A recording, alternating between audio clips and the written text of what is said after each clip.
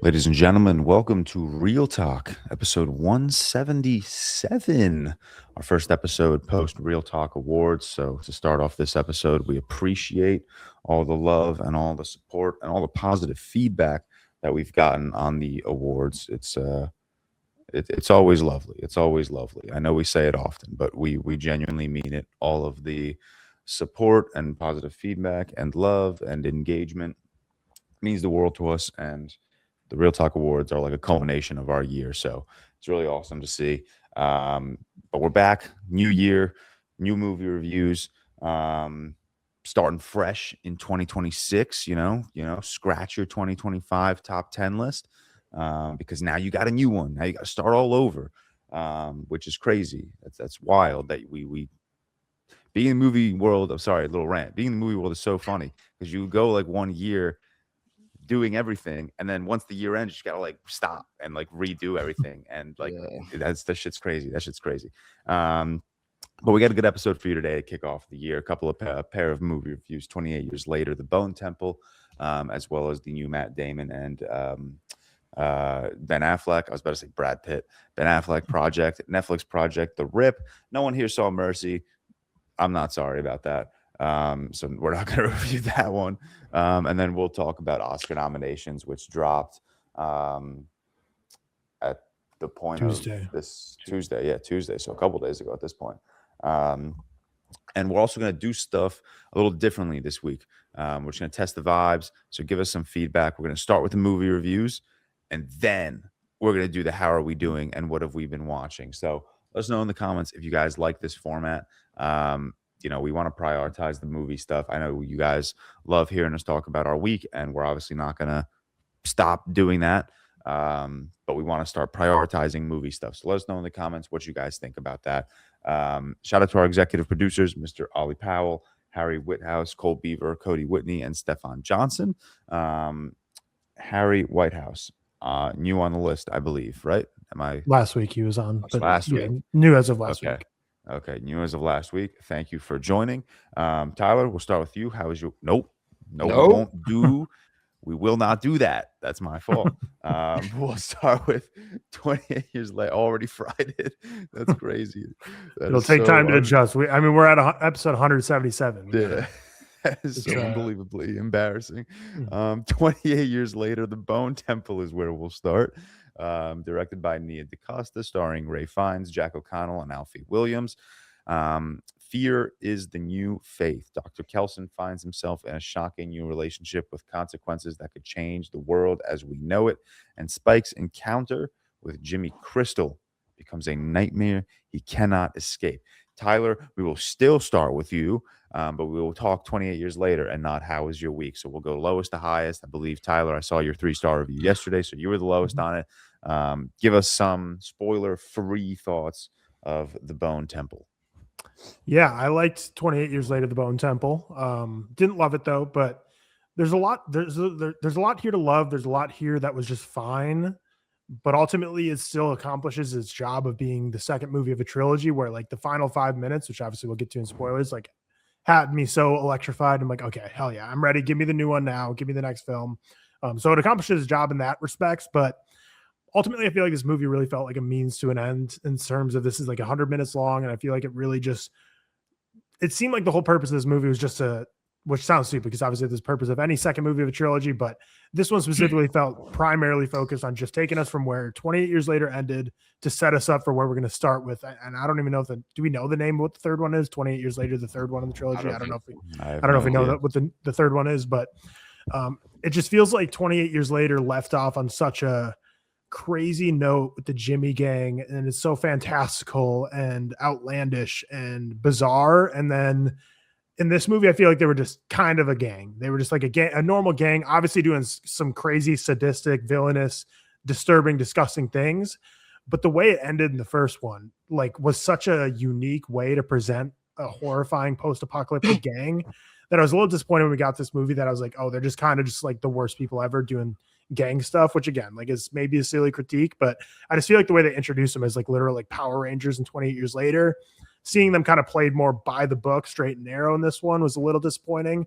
Alfie Williams was one of my favorite performances last year, and we didn't shout him out last week on the ReelTok podcast for the ReelTok Awards, but he was so fantastic. And 28 years later, I loved his relationship between him and Aaron Taylor Johnson, and I knew that Aaron Taylor Johnson was going to be in this movie, or at the very least, I knew going into this, like if he was going to be in this, he was not at all the focus. But Alfie Williams, I was expecting to see a lot more of him in this movie, so I was a little disappointed to see Spike pretty sidelined. But again, I think it's just this movie accomplishes or sets out to accomplish a lot in 100 minutes. And I just think for all the storylines that Alex Garland and Nia DaCosta try and tackle a year, they needed this to be like a 2.5 hour movie, or just focus on one storyline at a time, because I think this movie is at its strongest between Dr. Kelson and Samson. Everything between them, I loved. I ate up every single second they were on the screen together. They had such beautiful moments. The relationship developing and growing in the background we get on Samson is fantastic. That stuff, everything about it was like 5 out of 5 star. Couldn't get enough of it. Absolutely adored it. But again, in 100 minutes, you had that whole relationship going from where them basically encountering each other in the wild to where it ends up, while also having the whole Jimmy gang and Alfie or Spike trying to navigate this new world alone without his parents and trying to survive, while also obviously having what happens at the end of this movie that we're trying to get to. I just feel like there was just too much for a 100-minute movie here. But again, everything between Kelson and Samson was fantastic. And I do think that was like the primary focus of this movie. When going into this, I kind of thought the Jimmy gang was going to be the primary focus, where they were, a close second, but everything between Kelson and Samson was great. Ray Fiennes, fantastic. We obviously nominated him in the ReelTok Awards last year for 28 Years Later, but he's even better and gets even more to chew on in this one. But yeah, I think Nia DaCosta is a strong substitute for Danny Boyle here. I really like her as a director. I think similar to Hedda last year, I think she's great at these narrow focus close-ups with this warm color palette that's like inviting, even though something sinister is afoot. And I've generally liked her direction and everything she's ever done.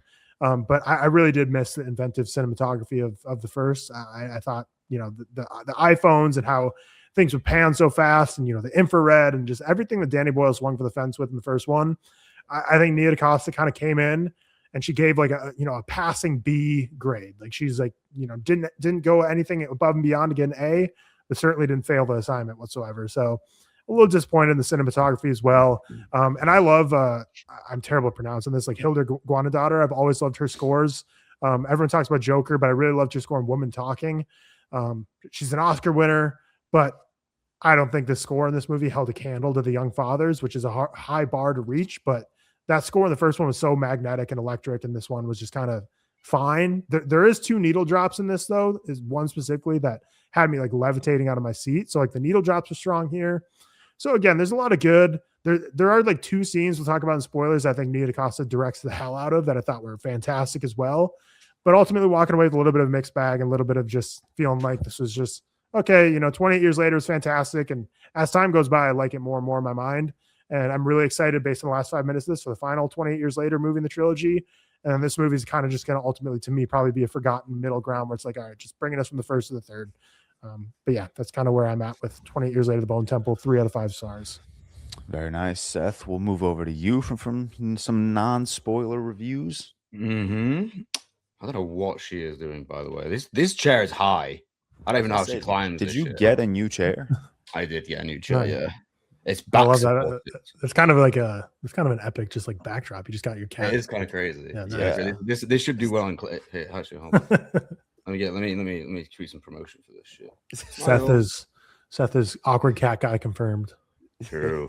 28 years later, The Bone Temple. Now, unfortunately, I didn't get a chance to rewatch it this week, so I saw it. Well, me and George saw it. I don't know if George rewatched it. George, did you rewatch it, or you? I did not. No. When did we see it? Because I know we saw it on the same day. Yeah, I saw it like the week before Christmas. No, you didn't. Earlier or earlier. after? Earlier. I saw it on the 9th. I'm pretty sure you saw it on the same time as me. No, yeah, I saw it the day after, I think. Wow, yeah. Yeah, I mean, it's 20 years later, The Bone Temple is an interesting one for me because I think the way you look there will kind of position what you feel about it. And like Tyler was saying, in terms of it being kind of the middle of a trilogy, which it obviously is, I think it's always a different one to accomplish because you don't want to feel like almost a placeholder for the end of the first and the start of the third. Nia DaCosta, I think, is a good director and a really, really well-handled director and someone who clearly has the ability to do that. And coming off the back of 28 Years Later, which I loved, which was, I think, my fourth or third favorite film of last year, I think fourth, was always going to be difficult. I said in my review that I think 28 Years Later, The Bone Temple for me was like a minor disappointment. But on that note, that's kind of only solely because of how much I loved the 28 Years Later, the first one. And there's a lot of great here. There's a lot of really, really good here. It's crazy in ways that very much differ from the first, and also like are similar. It's a lot more like grisly in moments and violent as well. Whereas in the first, I think it was a little bit more meditative at times. One thing I loved about the first, especially within that second half, and I actually speak to a lot of people about 28. Jesus Christ, that really hurt. Just climbed down my face and my shoulder. That was not fun. I think 28 Years Later had a lot of heart, and I think it was so much poignancy. And something like when I speak to people about 28 Years Later, they actually think that, for example, the second half wasn't as good as the first, which obviously I very much disagree with. I think what this kind of lacked for me, even though it brought so much more grisly moments, like I love watching the gang operate under like Jack O'Connell's like wicked tyranny. I think Jack O'Connell is great in this. I think he's like horrific in the greatest possible way, and also really, really funny as well. Like they have such a comedic note as they did in 28 Years Later as well. And I think he just, accelerates that to a maximum. Ray Fiennes is great. Like Tyler said, I think he's even better in this one than the first, like especially within that sequence right near the end, which obviously we'll speak about, which I think thematically has so much to hold on this universe. He's incredible as Dr. Kelson. I think he's so good, and I think it's just Ray Fiennes is like the typical chameleon where he can just kind of blend into any role and just make that his own. Yeah, there are a lot of like weird, violent, like maybe you could call it gratuitous scenes in this, maybe excessive, but I did quite like the grisly side of it, and really showing sort of, I guess in the first one we had like the not for a lot of it, but like sort of the homey atmosphere within kind of the village and these like secluded atmosphere. Then when we were on the mainland, it was kind of all about Ian Kelson and the zombies or the people infected with the rage virus, whatever you want to call it. Whereas in this one, we're really focusing down on like the tyranny and what we see, for example, in one of the like, I won't spoil anything, like the home sequence where they enter a home. It is like it's fucked up, and it's showing what really kind of goes on in these lands. And I think they were all cast really well. I actually really, really enjoyed the performances, and I think the way this one opens up as well. Again, we'll speak about the particular scenes, but really like had me in for, like knowing what I was going to be in for a good amount of time. Like it's weird, it's filthy. I just think it kind of lacks the, I guess, emotional poignancy I was expecting. Maybe that's also in part because like Jodie Comer was in the first one, and I think the scene with Jodie's character, I can't remember her name, and Spike, in the first, I'm not going to say anything, just think you haven't watched it, but like it kind of missed that for me. I agree with Tyler also on the score. I think living up to the first score was always going to be hard, but I think watching this almost made it even more clear to me how much I think the score complemented the first film. Soundtrack's great in this one. I think like the direction's kind of cool. Like I think it lacks a lot of the maybe experimental tendencies that the first one had. I think Danny Boyle is one of those guys who I just love. But I think Neil Costa clearly is a very skilled and technical director, and someone who was a really good person to have on like a second film like this. Yeah, it's crazy in ways that kind of like, as I said in my review, that serve as a perfect thematic continuation from the first one. From the end of the first one specifically, where we kind of meet the Jimmies for the first time and go on and kind of go into Jack O'Connell's world. It was a lot more. Oh, one thing I'll say as well, just finally, I do wish Spike was actually more involved in this one. It almost feels like as a protagonist, he like takes a step back, and we have more of a primary focus on Jack O'Connell and on Dr. Ian Kelson, which is great. But I do wish Spike's story was also a bit more honed in on and focused on him as well. But yeah, I give it 3.5. I definitely liked it. You could call it a disappointment because I liked it, like a whole star less than I liked the first one. But it was cool. It was cool. Yeah, I think I'm a bit higher than on you guys. I get a 4-star, and I've honestly the more I've just continued to think about this movie, the more I think I just like it more and more. I don't know if I like it any more or less than the first 28 Years Later, because I do think everything about that first film technically is just stunning. And where I do agree with you guys is I don't think 28 years later, the Bone Temple, I don't think it looks as good in moments. I don't think the score is as like memorable as the first 28 years later, but I think I just love this very like dialed in story. Like it is a middle movie. It is there to get us from 1 to 3. And I kind of agree with Tyler where it's like if people forget about this movie and in 10, 15 years, all we're talking about is the Bone Temple, or 20 years later, 1 and 3, I wouldn't blame you guys. Um, but I like this world that they've built. I like that there's something in the writing that's basically like, yes, 28 years later was all about Alfie and his story and Jodie Comer's story. And unfortunately, he lives in a shitty world where shitty things will happen and things aren't 100% about him. We're not going to follow him the entire way. So I like that this movie is kind of like, hey, Alfie, here's a higher power, not literally a higher power, just stronger people that are going to stop you from doing what you want to do. And then I love that. I love exploring that. I love exploring like this like submissive side of Alfie just because he cannot do anything. He doesn't know any better. And I love all the Jimmies. I think that band of psychopaths is such an interesting addition to this world. I think they're so psychotic and gruesome and grotesque, and I think it works so well in this like post-apocalyptic zombie wasteland, where they're blindly following Jack O'Connell's Jimmy, out of faith and fear and desire, and I think it's all very interesting. I think it's all very interesting the way this movie is kind of looking at, I guess, religion and hell and heaven and the devil, and a prophetic figure. I think it's so very, very interesting, and it is that middle movie, and I'm excited to get to. I keep wanting to say the Bone Temple Part 3.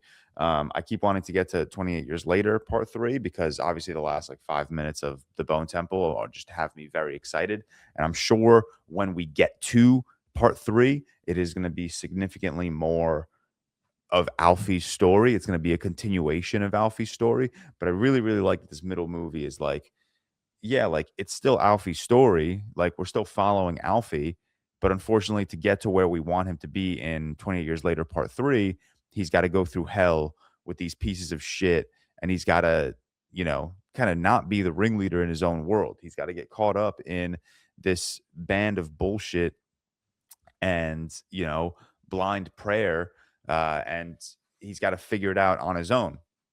And then simultaneously, I love the whole story with Dr. Kelson and Samson and this relationship, this so very interesting relationship. I think it just makes it very beautiful. And on top of their relationship, I think it just opens this world massively, because now in the back of my head I'm thinking, damn, like, is there going to be a cure? Where's this franchise going to go? Like, what's going to go on? Like, it just makes for a very interesting like thought experience where like you're watching one thing, like even as I was watching like the Jimmies in the barn, and I was thinking to myself in the background, I was like, yeah, but what about Dr. Kelson? Like he's kind of like solving this thing right now on his own. And I was just continually thinking like, where's this world headed? Like, what are we doing?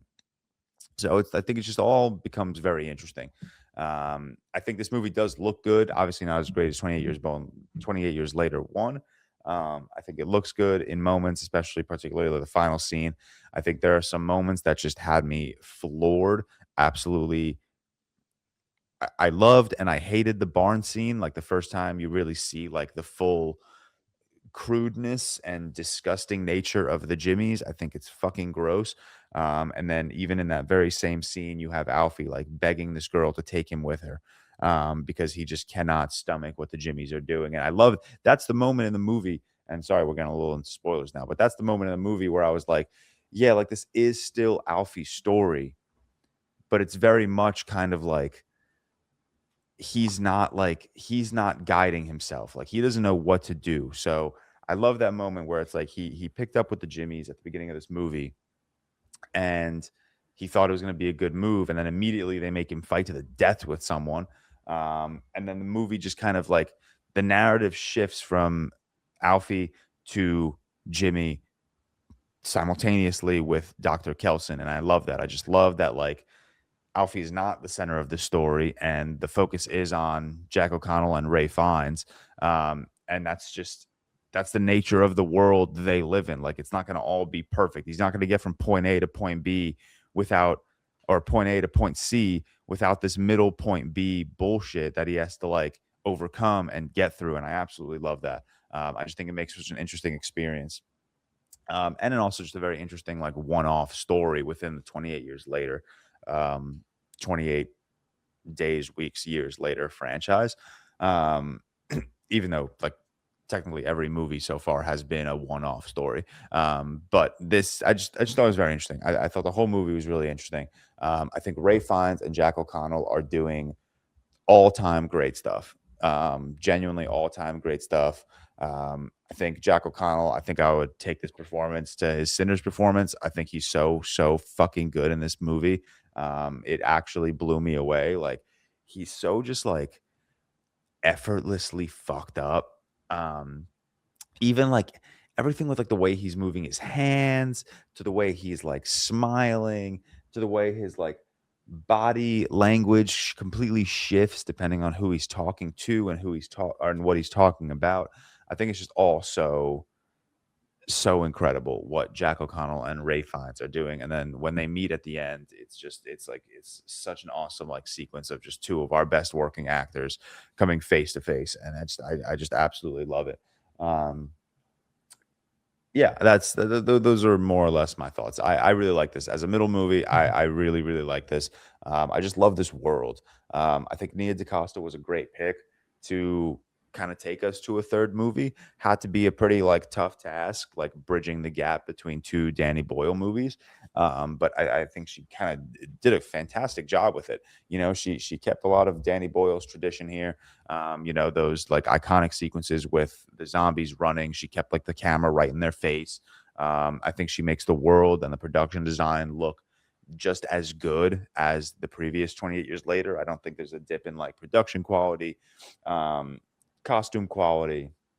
You know, maybe there's a dip in, you know, shot selections. Maybe here and there you think to yourself, oh, you know, Danny Boyle would have made this look incredible, blah, blah, blah. But I think there are enough phenomenal sequences in this movie to give Nia DaCosta praise, and not question, you know, hey, why Nia DaCosta? Why didn't Danny Boyle come back to this? I'm curious too. Honestly, I'm curious too why Danny Boyle didn't come back to this one. But I think she was a perfect replacement to kind of bridge that gap between 28 years later 1 and 3. So I'm very excited for 28 years later 3. Very excited to rewatch The Bone Temple because, like Seth and I said, it's been a while since we've watched that one, for me at least. So I'm excited to rewatch and kind of see where my thoughts land. I rewatched the first 28 years later before I saw The Bone Temple, and I liked it more. I liked it more on rewatch. Like that movie is really just, I'm really happy we gave that movie its flowers. I mean, it didn't win anything at the ReelTok Podcast Awards, spoiler alert. But I'm really happy it was nominated for what, 9, 10, 11, I think 12, 10, 13, yeah, 10 awards. I'm very happy about that. But yeah, we can get a little into spoilers because I know there's a couple of like heavy scenes that we absolutely want to talk about. Is there anything specific? I know we've gotten maybe not criticism, but we've got constructive criticism in the past that people don't like us going scene by scene. Yeah. So is there anything specific you guys want to talk about? I personally want to get to the barn scene and the final sequence, but I think how does it too big. How does it open again? Is the opening scene the one in the pool? In the pool, yeah. Is that the opening scene?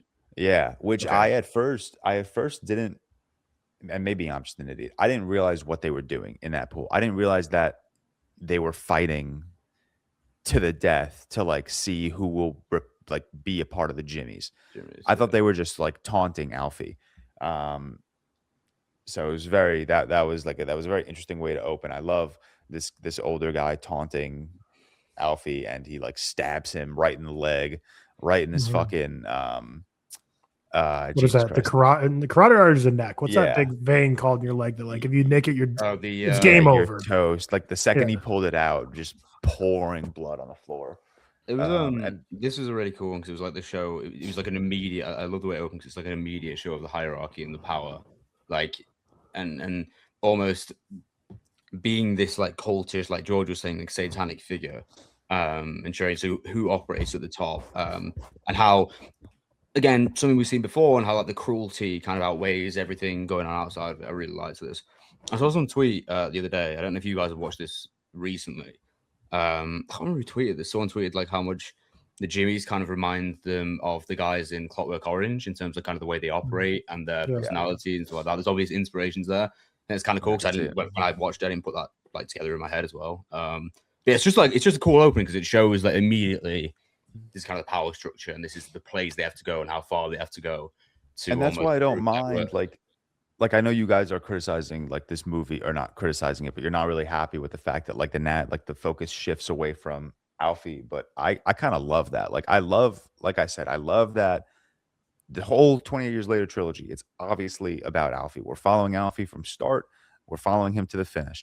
But I love that like this franchise and Alex Garland's writing. I love that they're not like shying away from saying like, yeah, he's not like things aren't going to be perfect. Like he's going to have to go through these insane obstacles to get to, you know, an end point where he feels comfortable. And this whole movie is just one insane obstacle that he just has to overcome.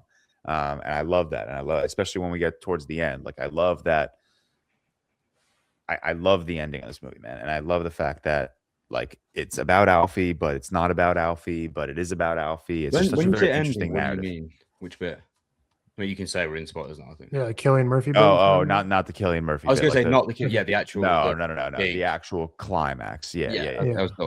That's very much Kelson and Jack O'Connell. Those two are the focus of that one. But yeah, because we open with the Jimmy gang and that kind of fight for Spike, and then the next time we kind of see them is when they're kind of taking that house and they do all the sadistic Final Destination-esque type of shit, like when that woman dies with that like I don't know what you call it, like that like mechanical crane like getting bashed into her head. Like that's something straight out of a Final Destination movie. Yeah, it was crazy. And but everything in between that is kind of when we get Kelson and Samson.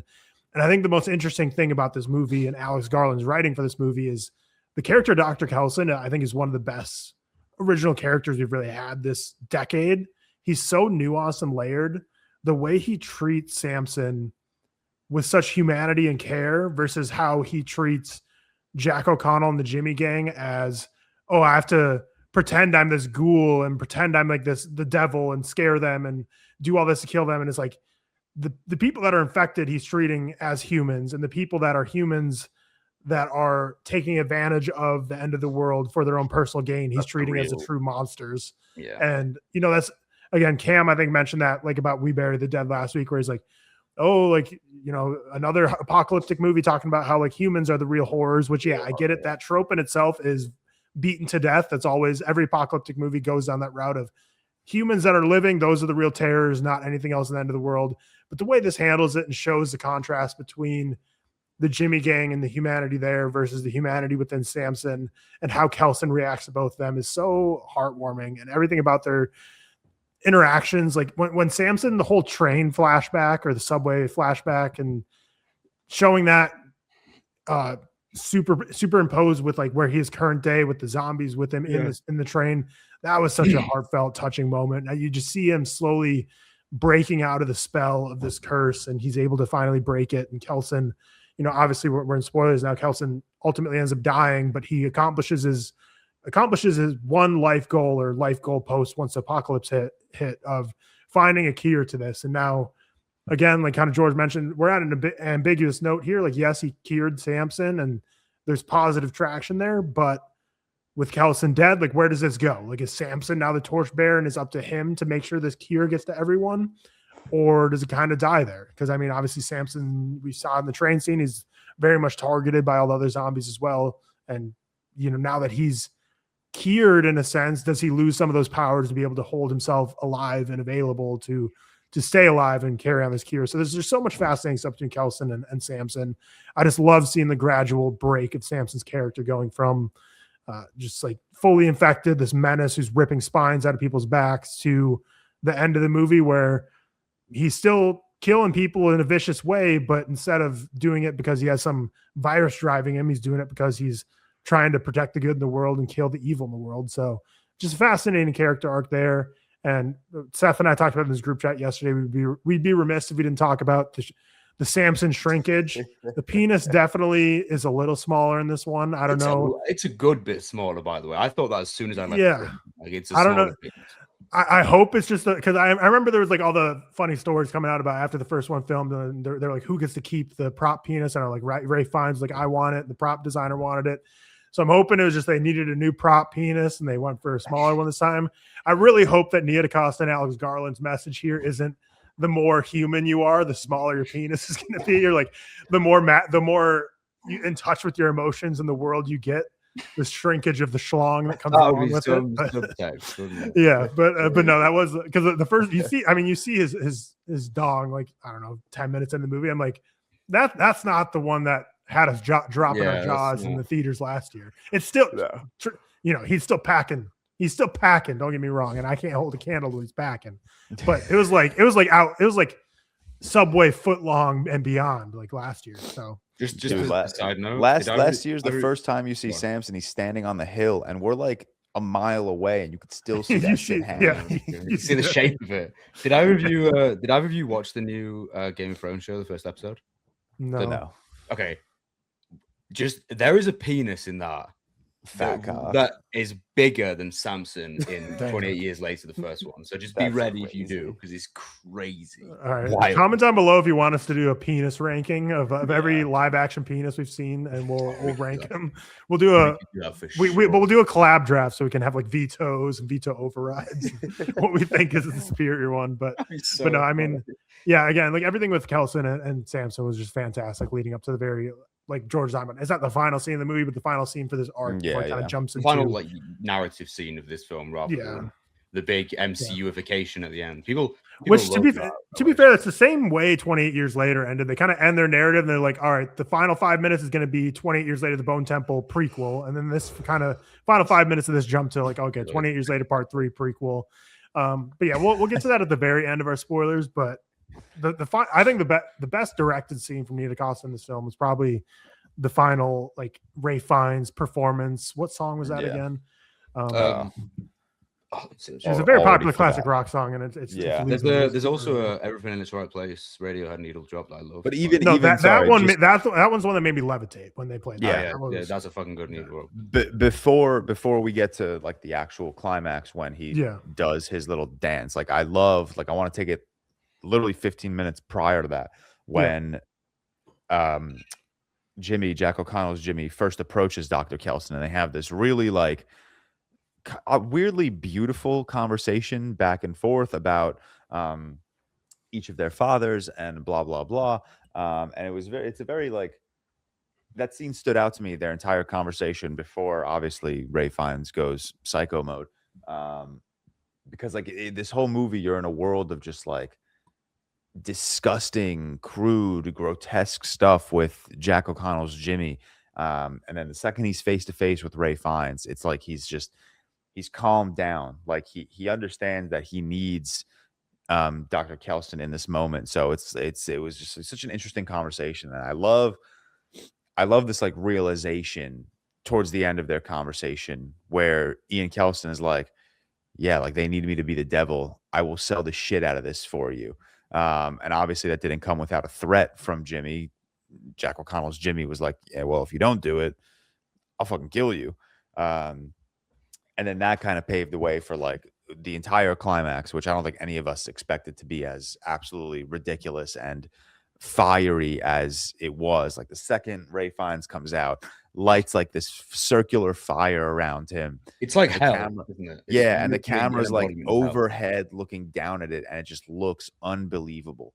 And like you see the camera like cuts to Jack O'Connell's Jimmy, and he's like smirking, and he's like, wow, this guy's actually going off. I love this.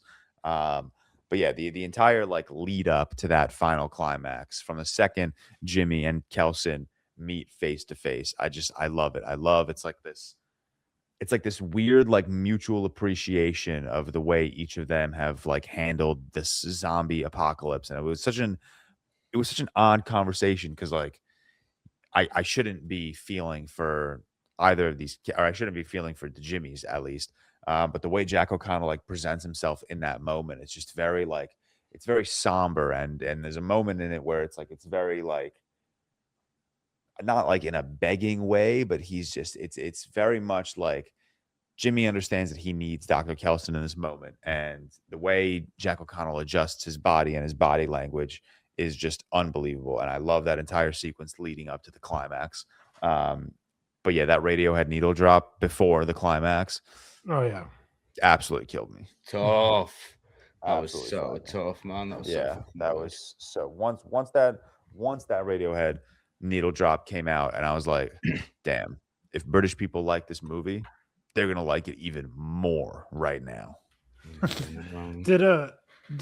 Has Voldemort been cast in the new Harry Potter sequel yet? Does anyone know? No, No, but they said they're not even showing him until like they're going to reveal But- him in the show. but Okay. Ray Fiennes, I think, slipped up and said he's excited to see Killian in the new Harry Potter TV show. no, he Oh, didn't. interesting. Yeah, he slipped. I just up googled it and I didn't Really? read the article, but I saw something say like, did Ray Fiennes spoil who the next Voldemort is? But nothing's confirmed. Yeah, Oh no, no. yeah, But, I think he spoiled it. Voldemort, like, I mean, obviously I don't need to see it, but when the final scene of this, I was like, damn, Ray Fiennes is channeling his Voldemort so hard here. Like, I saw so much of that in him. I was like, he still got it. Because I mean, when was the last Harry Potter film released? It was like 14 years ago, 15 years ago. 2011. So a long time ago since he was like prime Voldemort form. And obviously he's getting a little bit older. But when I saw this final scene, I was like, oh, he's still got that juice and he looked so alive. And Ray Fiennes still has his fastball. I think with Conclave 2 years ago, I loved his performance, but part of me is like a little sad because I'm like, oh, he's clearly aging, and I don't know how much longer we have of Ray Fiennes in his prime. Weird and crazy. But these last two films, 20 years later, proved to me, I'm like, oh no, he's still got his fastball for years to come. So it's just so interesting to watch, so isn't he? Because he really can do it all when it comes to the acting space. Yeah. Would you say these like the Bone Temple films are like the most, I guess, empathetic zombie films ever? They have to be in terms of the way like Tyler was saying, how they communicate with about the infected as well. I know like it's a big what's the word, a bit cliche, like what Cam said about the fucking Daisy Ridley film, whatever. It's like, the humans are the real which is like every zombie film now. But I think these specifically in the way they handle like Kelson, Ray Fiennes' character Kelson, they're just so wound with empathy. And like he is like you were saying, George, within that sort of fire scene, that final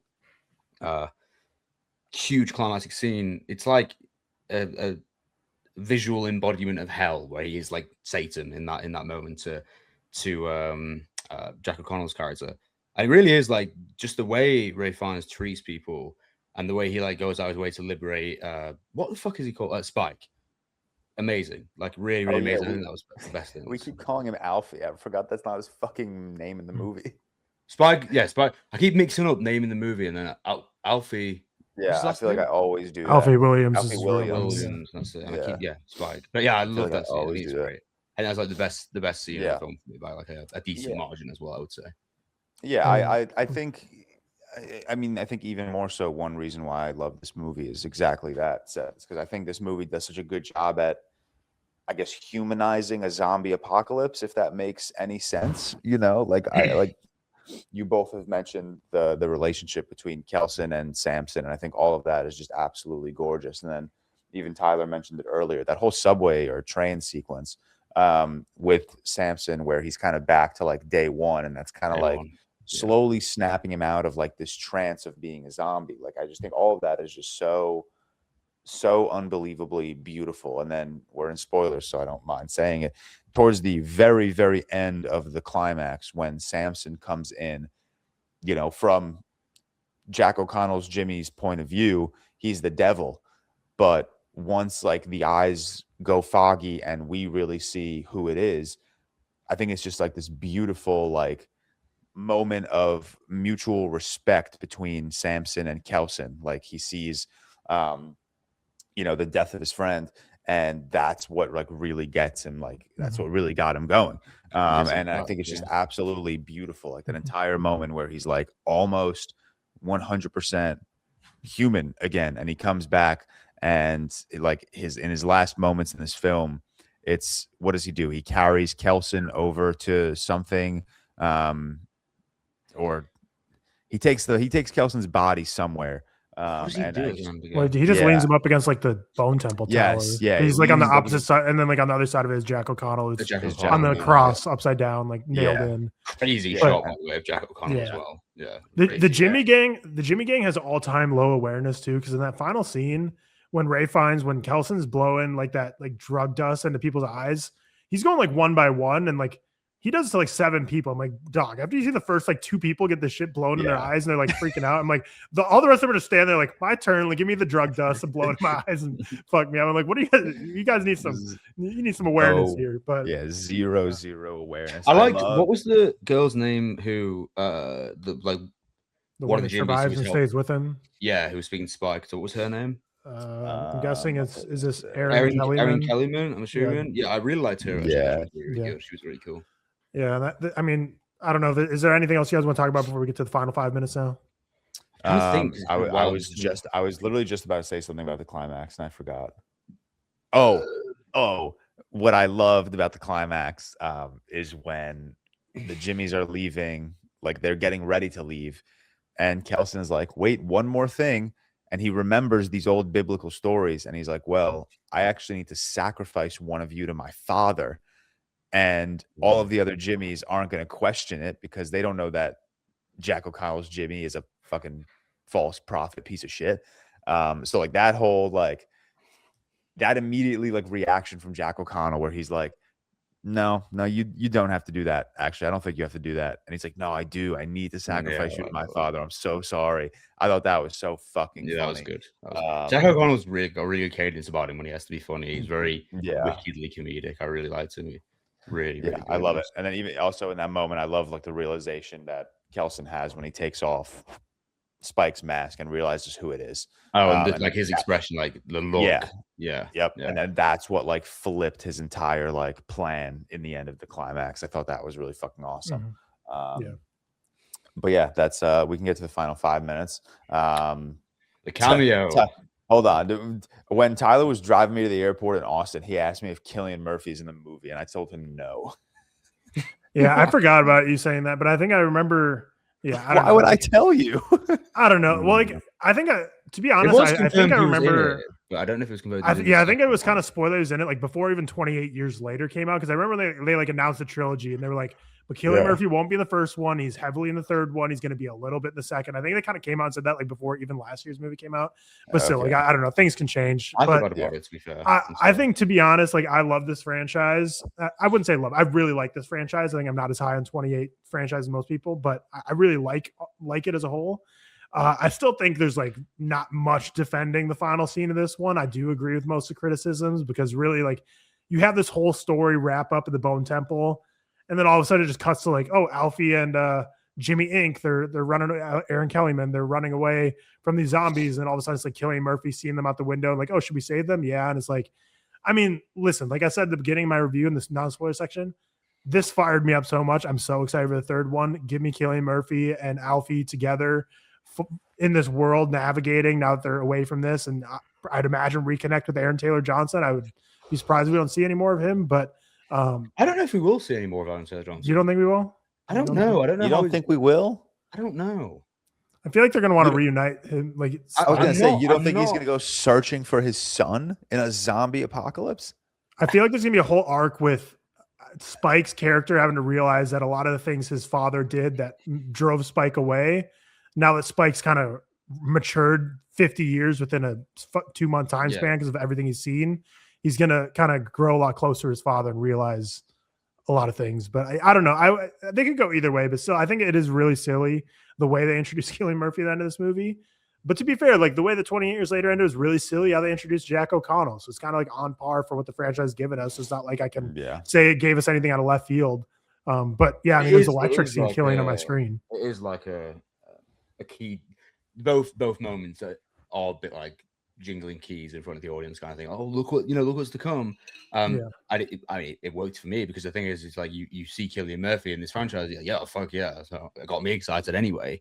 I'm really intrigued to see where they're going to go with the third one. Really excited for it because I think while we spoke about this being a second film in a trilogy, I think second films and trilogies are always harder if they're really well connected, not just like a thematic trilogy.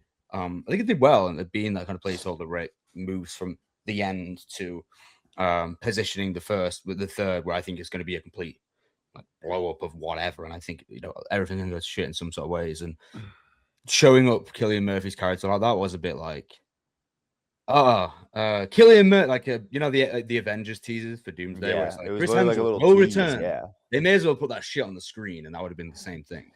But The- either way, Cillian Murphy at the end of this movie is slop for adults. That's what it is. It's Pretty like much. Chris Evans will return. Avengers Doomsday is for kids. 20 years later is slop for us. It's slop for like kind of like old head minded. Yeah. Guys who loved like 28 Days Later and shit. That's literally what it is. But it worked for me. Listen, Yeah, Cillian it Murphy worked. in one of I'm these films excited. again. I'm very I'm fucking excited. I am very, very excited. All right, anything else that you guys want to talk about 20 years later before we move on a little bit? I wanted to Tyler, you go first because mine's not. I was just gonna say, do we think like the third one's gonna follow Cillian Murphy working with Samson to cure the world, or like where do we think we're going with the third? Because I think to me, I think like I said with this one, an hour 40 minutes was not enough for what they want to accomplish. I think unless the third movie is gonna be 3 hours long, they're gonna have to be really intentional about where they want to go with the story. Because I don't think they can cure the whole world in a third movie unless they make it like a 3 hour long epic, which they're not going to do. So what do we think this third is going to be? Because as far as we know, this is supposed to be the last 28 whatever movie we ever see. So like they're buttoning up the franchise here. I think they'll do it. I don't know. I don't know. It's an interesting one because I think it's like you said. I think with these films strategically, I imagine they're trying to keep them at a relatively low runtime. Is the first one like an hour 50 as well? I think they're both under 2 hours. Like 10 minutes longer than this one, but yeah, both under 2 hours. Both under 2 hours. And I imagine the third will probably be the same. So it's like how much can they get away with? And one critique I didn't bring up earlier is I think Tyler said it. I would have liked the Bone Temple to be a little bit longer in moments as well and have a bit more focuses, especially with Kelson and Samson's story, because it's just a beautiful story I'd like more of. I don't know thematically. I'm really intrigued. Like it's not. I actually have no idea where they could take it. That could be a good idea, but like, could they do that really? And what I expect will be like an hour 50. Do you know what I mean? Without it feeling just completely overblown and like bloated to the maximum. Let's all make a prediction right now. Let's all just say like what we think the third movie is. Here's what I think it's gonna be. I think the movie's gonna obviously open with Cillian and Alfie connecting, and I think Alfie's gonna tell Cillian his story, and Cillian's gonna, I guess, sacrifice the safety of himself and his daughter to get Alfie back to his dad. And then there's going to be a whole side plot of Samson being very human and continuing on Kelson's legacy. I like it. The only thing I'd say is I don't know if Spike would want to go back to the island. Yeah. That's my only thought. I don't know if that's his like home, you know? I almost feel like they'll almost like I feel like they'll be traveling somewhere, they'll make a home. It'll almost be like that four-way connection in 28 Days Later. Do you know what I mean? With Brendan Gleeson, Naomi Harris, and Brendan Gleeson's child as well. I almost feel like that's kind of the vibe we'll be getting. I don't know, man. I'm unsure. I'm really unsure. Aaron Taylor Johnson could be in it. I think that like the father reunion is something like could be quite touching in ways. But I don't know how they're going to put him back in the story is the only thing. Like, I don't know with the way his story ended. Yeah. I don't really know how they're going to fit him back in.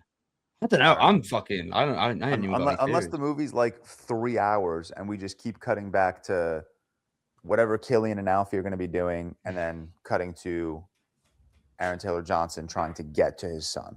What are the budgets for these films? Do we know? They cannot be high. Well, that's what I'm saying. It's like the runtime and the production, whatever. Yeah, I mean, I don't think it'll be any longer than 2 hours. I think this Bone Temple movie has so much thematically about fathers between Kelson and the Jimmies and their relationships with their fathers. So I feel like it's kind of leading us to where we could have a father reunion.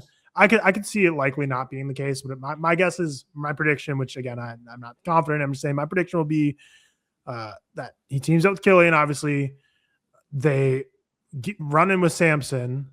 Yeah. Realize the cure has been found because they feel like he's okay. And they somehow try and get back to the island and connect with the father. And the movie kind of ends with like that whole civilization starting to try and figure out how they can proliferate this cure amongst the land.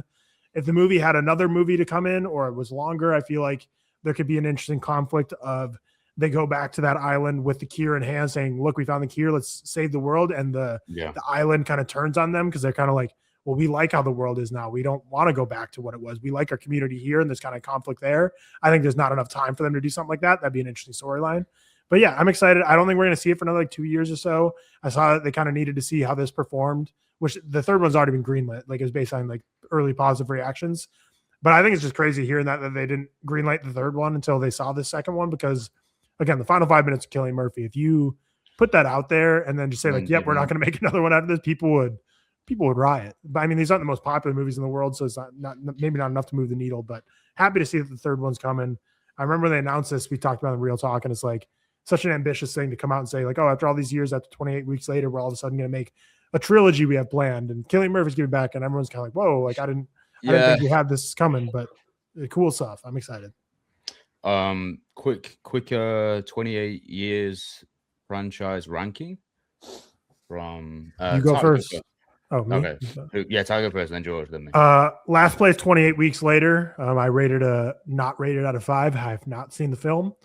Third place. Great. Don't watch it. Fine. Whatever. To be fair, I've seen the opening scene on Twitter many times, and everyone says that's kind of like the best part of the movie. That it peaks right there. It is the best part.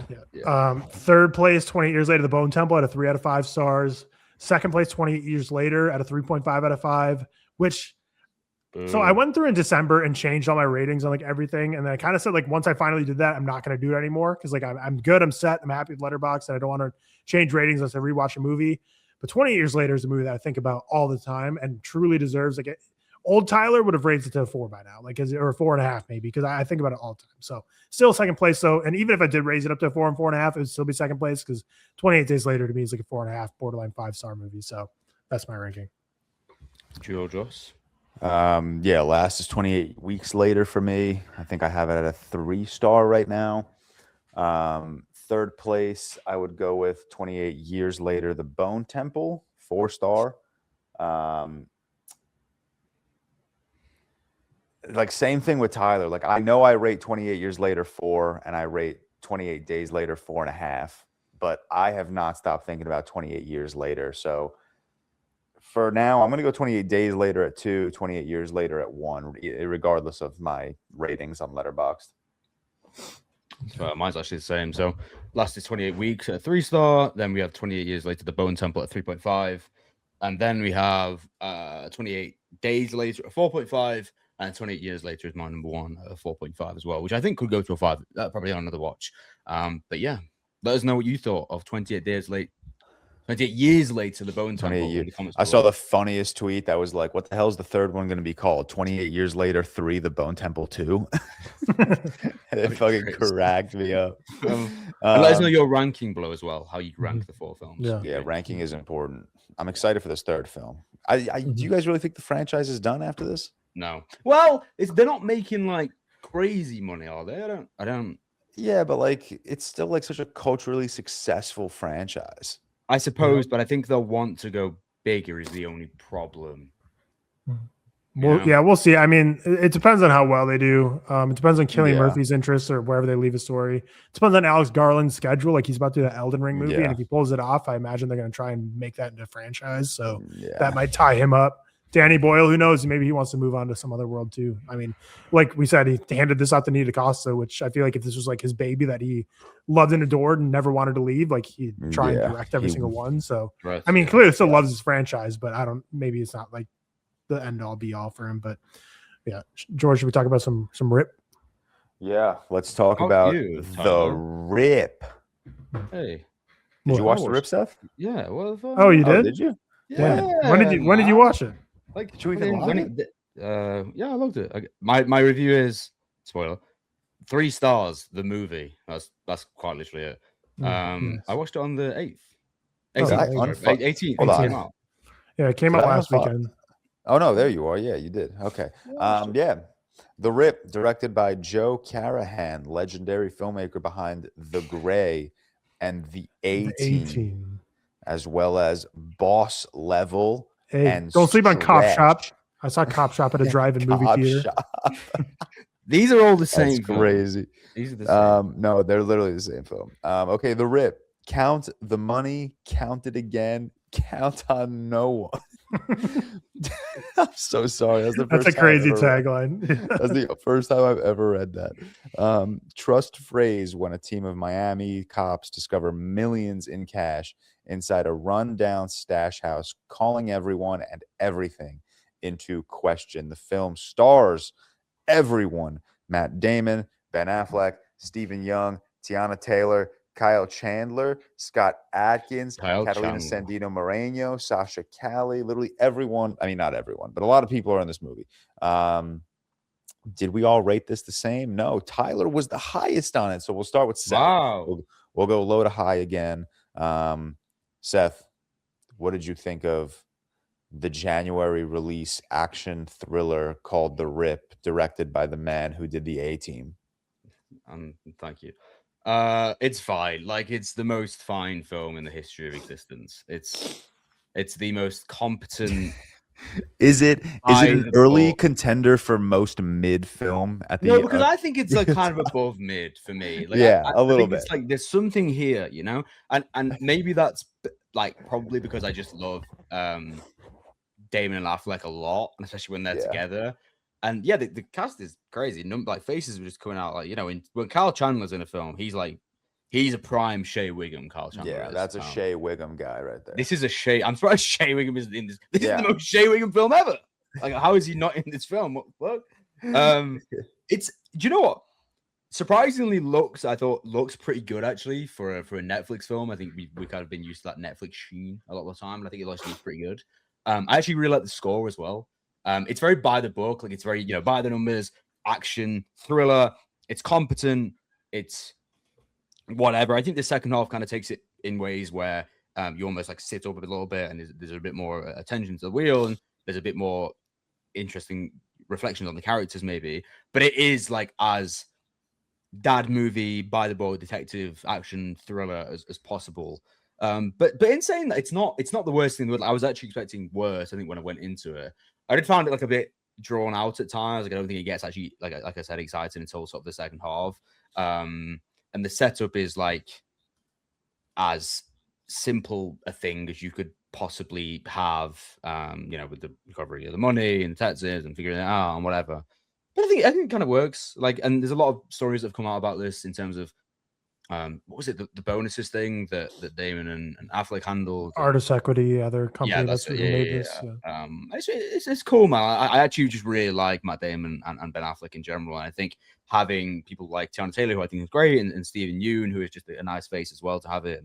It's literally just a fine detective thriller that middle-aged men fucking would love, and I'm sure they have loved already. And with Matt Damon and Ben Affleck at the helm, being those kind of characters, and the introduction to Ben Affleck's character as well.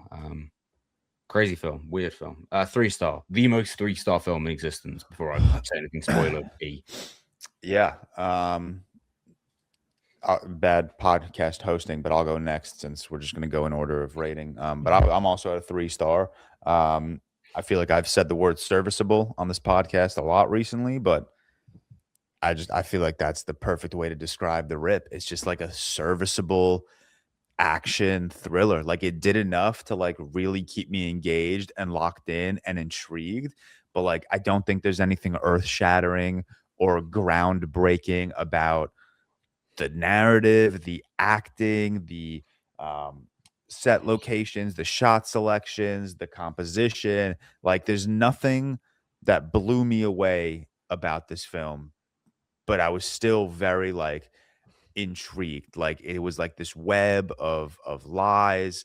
You know, no one, like, you know, like that tagline says, count on no one. You know, no one can trust anyone. And I think that made for just something very, very intriguing. There are moments throughout this film where you see something happening and then they cut to something else. And then at the end of the film, we bring it back to that moment, and it kind of like unravels everything, and you kind of start putting the puzzle pieces into place. And I thought that was very interesting. Probably similarly to Seth, I think I just really like Matt Damon and Ben Affleck together. Like, I just think their chemistry, I mean, obviously they're fucking best friends in real life, I think. But like, their chemistry is just so good, even in moments where they have to like argue with one another. It just feels so real. Like they're very good together. And I really would like to explore like their friendship more in film as they get older. Like I just think it's a very interesting dynamic that they have with one another. But yeah, I thought it was. I mean, I don't know. There's not a lot to say about The Rip. It's like the most standard, run of the mill dad action thriller. It's one of those movies that Cam would describe as like a coworker recommendation. It's a background movie. Yeah, where like your like your coworker would come in and be like, "Yo, I watched this really sick movie last night called The Rip." Like some of my best friends who don't watch a lot of films, they're giving this movie 4 stars. It's good. It's the type of film you could put on for your family, and no one would love it, but no one would dislike it. Everyone, like, everyone would love the journey. Yeah, which I think it's even true for me and you. I think, Seth. Like I didn't hate this movie. I didn't love this movie, but I really enjoyed the journey. Like I really enjoyed like, you know, kind of like everything like unpacking and then being back, like pieces of puzzle being fit back into place as the movie goes along. Like it was an interesting movie. And I think for a whatever B tier Netflix action movie, I think when you look at something like a Red Notice or a Gray Man, like I think this stands head and shoulders above like some of these other dog crap Netflix action films that they've released. Feels like a DVD, like a straight to DVD action movie. Yeah, straight to DVD. You'd find this movie in like the dollar bin in a Walmart or something. Yeah. But yeah, I had a good time. I'm not going to sit here and tell you otherwise. Like I had a good time for the hour and 55 minutes that this movie was. I was locked in. I was intrigued. I was excited as like things were unraveling. I was excited as revelations were, you know, coming into play. But yeah, nothing that like blew me away. You know, you look at the best action movies of the last decade or so, like Furiosa. You know, it's so impossible. Like I would put this in the same tier, and I mean this in the most complimentary way possible. I would put this in the same tier as like the Den of Thieves movies, where like I think these are really like decent dad action movies where I'll watch them and I'll enjoy my time with them a bunch. Den of Thieves, it's because I love Gerard Butler. The Rip, it's because I really like Matt Damon and Ben Affleck. So if you have a good dad action movie, you have a good cast around you, and if you're not just shitty Netflix slop like the Red Notice, the Red Notice is the Rock movie, right? Yeah. It's the Rock, Gal Gadot, and then Gal Gadot, right? That red poster that always pops in my brain. Horrible. Yeah, but yeah, like I like this movie. I like this movie. Tyler, I'm excited to hear your thoughts. You're a little higher on us. I think you gave it 3.5. I landed at a 3, similar to Seth. But Tyler, what did you think of The Rip? Yeah, I dug it more than you guys. I think to me, there's a 3.5 out of 5-star movie. For a Netflix movie, it's like a 4-star, and for a January release Netflix movie, it's like a 4.5 star. Like I think what we normally get at this time of the year is just the most utter garbage you've ever seen. Whereas this is, like you said, very serviceable, but I just had a little more elevated fun with it. I think the whole cast here is great. And I think Artist Equity is such a great distribution company that Damon and Affleck have put together that gets everyone paid so well on their scenes. And I think that comes through in the final product, because at the end of the day, this is very much a Netflix movie, very much a movie that is not reinventing any wheels and is not anything groundbreaking. But I think everyone who shows up, like when you go to a Netflix movie, we talk time and time again about all these actors who are just going for a bag, phoning it in. And I don't think really anyone phoned it in here. I think Matt Damon and Ben Affleck, the chemistry is as strong as ever. Stephen Yeun is so intriguing in this. You don't get a ton of Tiana Taylor, but when she's there, she's great. Kyle Chandler, I think Cam mentioned a few episodes ago that he's kind of like his own kind of Shea Wiggum character where he's just kind of in a lot of stuff. And it's just like Shea Wiggum. I love when I see him every single time. But this movie, the premise, I put this in my review. I feel like whoever wrote this movie, like Joe Carnahan and just whoever's behind it, like learned what the term The Rip was or what a rip is. And then he's like, I'm making a whole movie about this, because the way they say The Rip, like every time Damon says the word like the rip or rip, anytime it's said in this movie, it just feels like this is the first time they've ever heard of this term. And I think it's so cool. They just want to say it all the time. But I had so much fun with this. I feel like to me, this felt like a Diet Departed, where you have all these police officers kind of trying to solve a case. And you have a little bit of who's on my side, who's on the other side. Are you, are you lying? Are you being paid off by someone? Are you really part of the police force? Are you an undercover agent? Like you don't really know who everyone is. And obviously Matt Damon, the connection to The Departed as well, kind of ties that in as well. But I love the whole first hour of this movie. You're wondering as the viewer, like, is Damon a corrupt cop? Like, he's doing a lot of stuff not by the book. This is really weird. And then all these lies start to come out. And then when it all ties back to Damon being like, nope, I told you this, I told him that. Even Ben Affleck, my best friend in the world, like in real life, obviously, but in the movie, they're kind of like best buds. He's like, I even lied to him the last like day and a half until just like an hour ago. Like he snuffed the whole thing out himself. I loved all the deception, the double crossings, not knowing who, like, Stephen Yeun, is he the dirty one? And then it kind of turns and you just never know who's the one that's going to rob this all. I really also loved how it's very much I don't know what the whole course of this movie, maybe 10 hours. Like they get there kind of at the beginning of night and the whole movie takes place over that whole night as they find this like $20 million. You have the cartel there and you have these cops that show up to support them that you're like, are you even real cops? Or are you the cartel disguise? The whole neighborhood, you start to have a conspiracy of like, is this whole neighborhood just strictly cartel people? All their lights are turned on at the same time. We have Morse code going on in this one house. I loved everything about this movie. I had such a fun time with it. I think it does all fall apart a bit at the end, not in a way that I think collapses everything, but it's just in a way that I thought the whole movie leading up to the ending was very interesting, and it ended in a way that I was just like, okay, yeah, fine way to solve it. But I think the whole like kind of when they're in the back of the car and everyone's kind of figuring out who the liars are, I think that falls apart a little bit. But everything in that first like hour 20, where it's all lies being told by everyone and you don't know who to trust, I just ate that up hook, line, and sinker. So yeah, I had a good time with The Rip. It's a movie that, like you said, it's a coworker movie. I would happily recommend this to coworkers. Like, I need a good movie to watch. I'd be like, yeah, watch The Rip. You probably have a good time with it. But yeah, it's also just like, man, I mean, if I was part of like a law enforcement agency like this, there's no way I would ever steal money from a Rip, because I would be so paralyzed with fear for the rest of my life that I was going to be caught and then thrown in jail. But like when I watch movies like this, I'm like, man, how do you just like, how do you not? Like when it's 20 million, like how do you not? Just what's a mill gonna do? Especially if the tip was for what was this tip for? Like a 250,000? Yeah. Bro, I'm taking 19,750,000 without question. Yeah, in Florida, Florida has a lot of fucked up laws, but they have a good law in this case where they have if you tip off a Rip and they capture the money, you get 20%. So that the woman in that house got 20% of 20 million, like $4 million. Yeah. So hell yeah, that's a good day for her right there. I mean, the cartel is probably going to be after her. She probably has like a week to live realistically, but that week's going to be fun. That'll be a fun week before you get killed by the cartel. Yeah, I don't have anything else to say about The Rip. I don't think there's any spoilers that's worth getting into. But no, there's no spoilers. I want to go back to just like the whole like deception part of like the narrative. Like that's I think what like really kind of like blew me away. Like I didn't expect everything to kind of unravel in like, I don't want to say in like the intelligent way that it did, but like even something small where like at the beginning of the movie, Matt Damon, and spoilers, sorry, I'm just going to start. Okay. Yeah. I'll throw it up. I don't know how much spoilers you want to talk about, but there's just, I want to talk about the deception stuff. And as I talk, I might rip spoilers, but like at the beginning of the movie where Matt Damon's you're going to what spoilers? I don't even notice that. Now it's in my head. Now I'm obsessed. I'm going to watch The Rip today. Matt Damon's telling like every cop how much money was in the tip.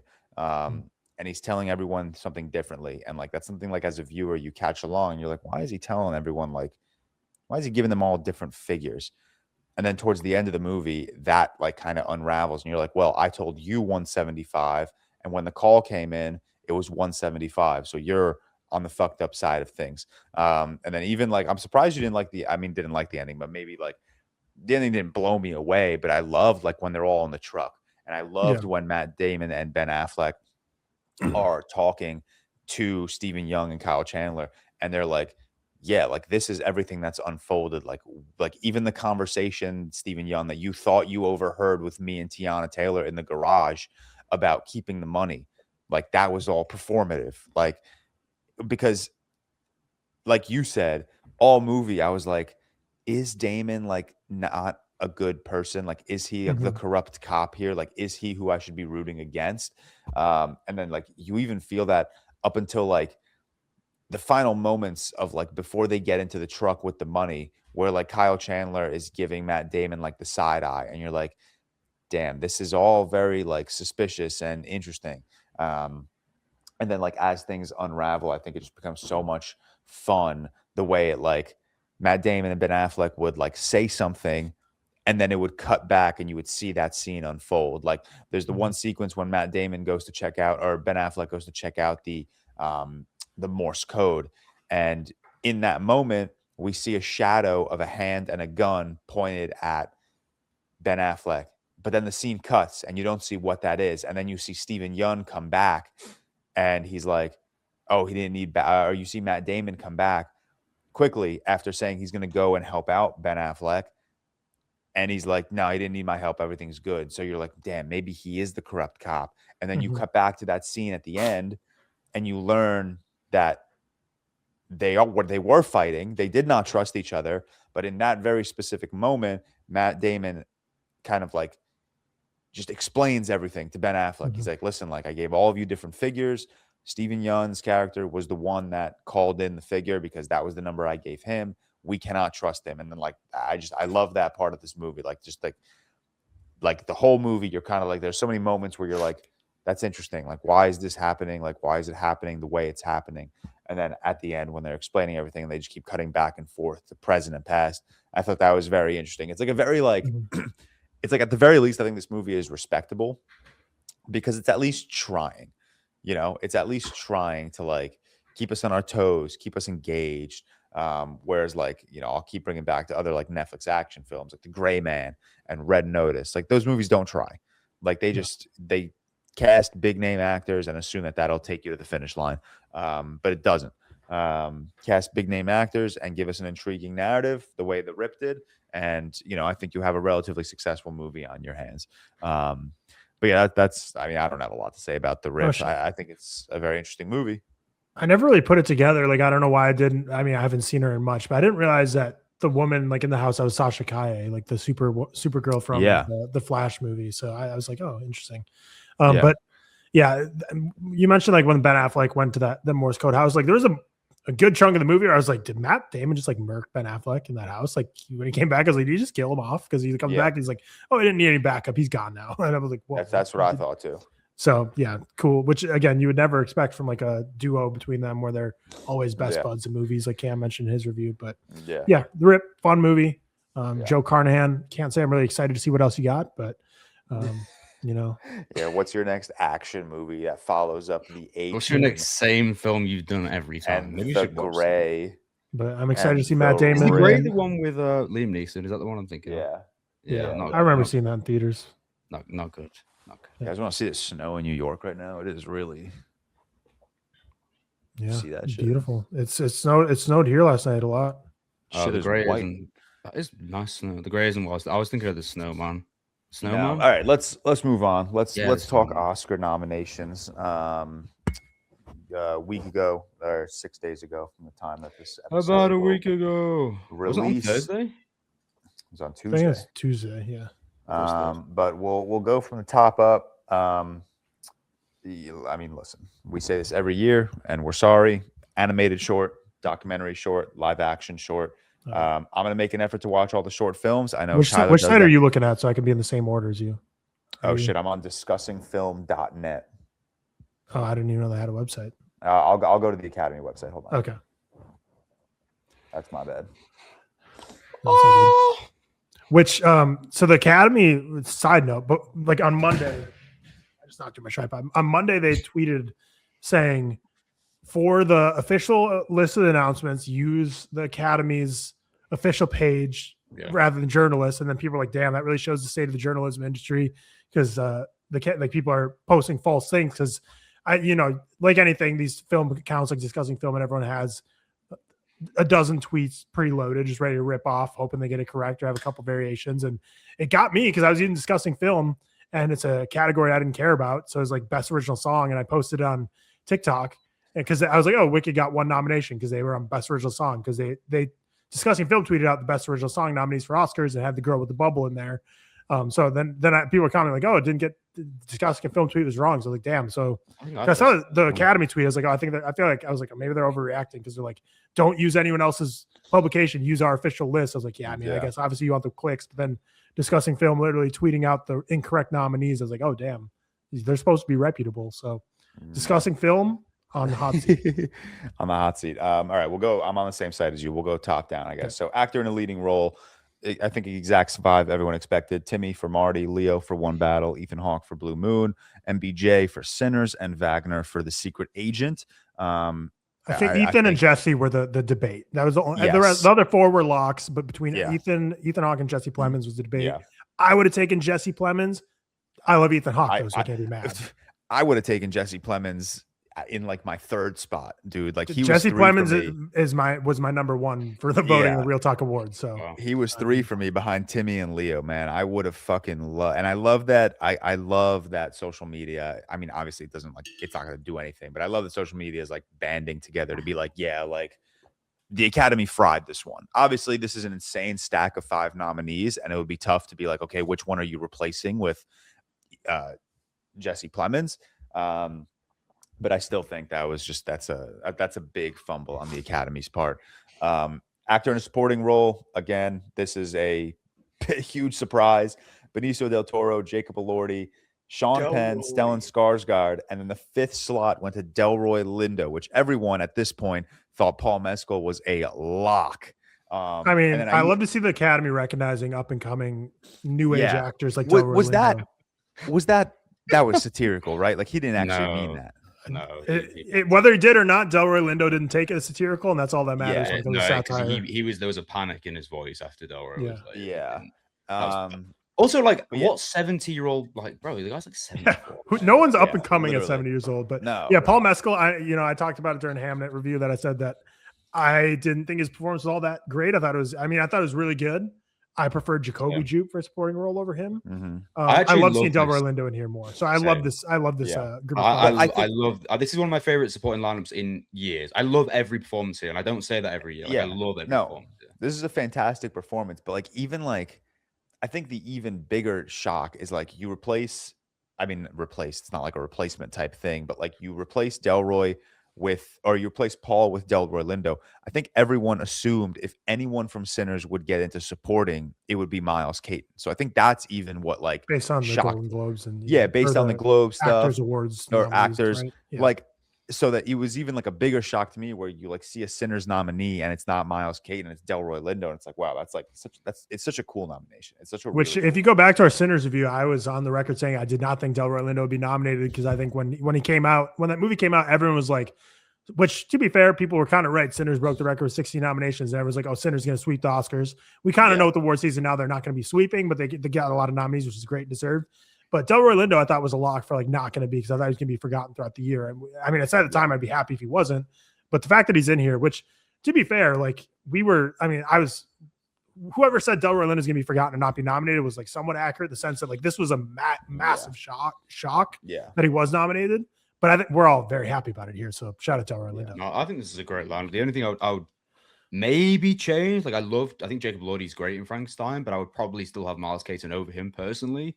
But I think this is a really, really good 5. Like, if any of these won, even Jacob Elordi, who I don't love, I think he's great. If any of these won, I wouldn't complain too much. Like, I personally, I did a ranking of this like yesterday. I think Sean Penn is my 1, but literally any of them win, that's cool with me. Like, I love all these performances, and they're great.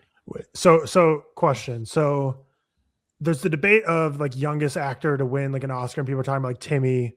Well, I know at this point, who's the record? Is it Adrian Brody? It's Adrian Brody. Brody. And does he still hold the record? Or if Timmy wins this year, no, Timmy's 30. No. Timmy would have broken the record last year. Okay. Last year, But now they're talking about like the new age who's getting an Oscar first. So people are saying like, Jacob Elordi, like technically this award would be not awarded earlier in the night than Best Actor.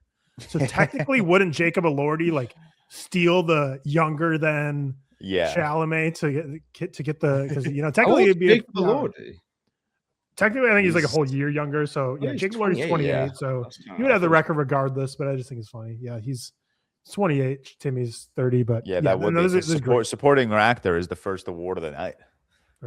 Supporting actress, but Actress in a leading role: Jessie Buckley, Rose Byrne, Kate Hudson, Renata Reinsve, and Emma Stone. Was I don't Kate think Hudson like a big? I didn't know. I didn't expect it at all. I Was haven't she- seen Song Sung Blue. I have. Tyler liked it.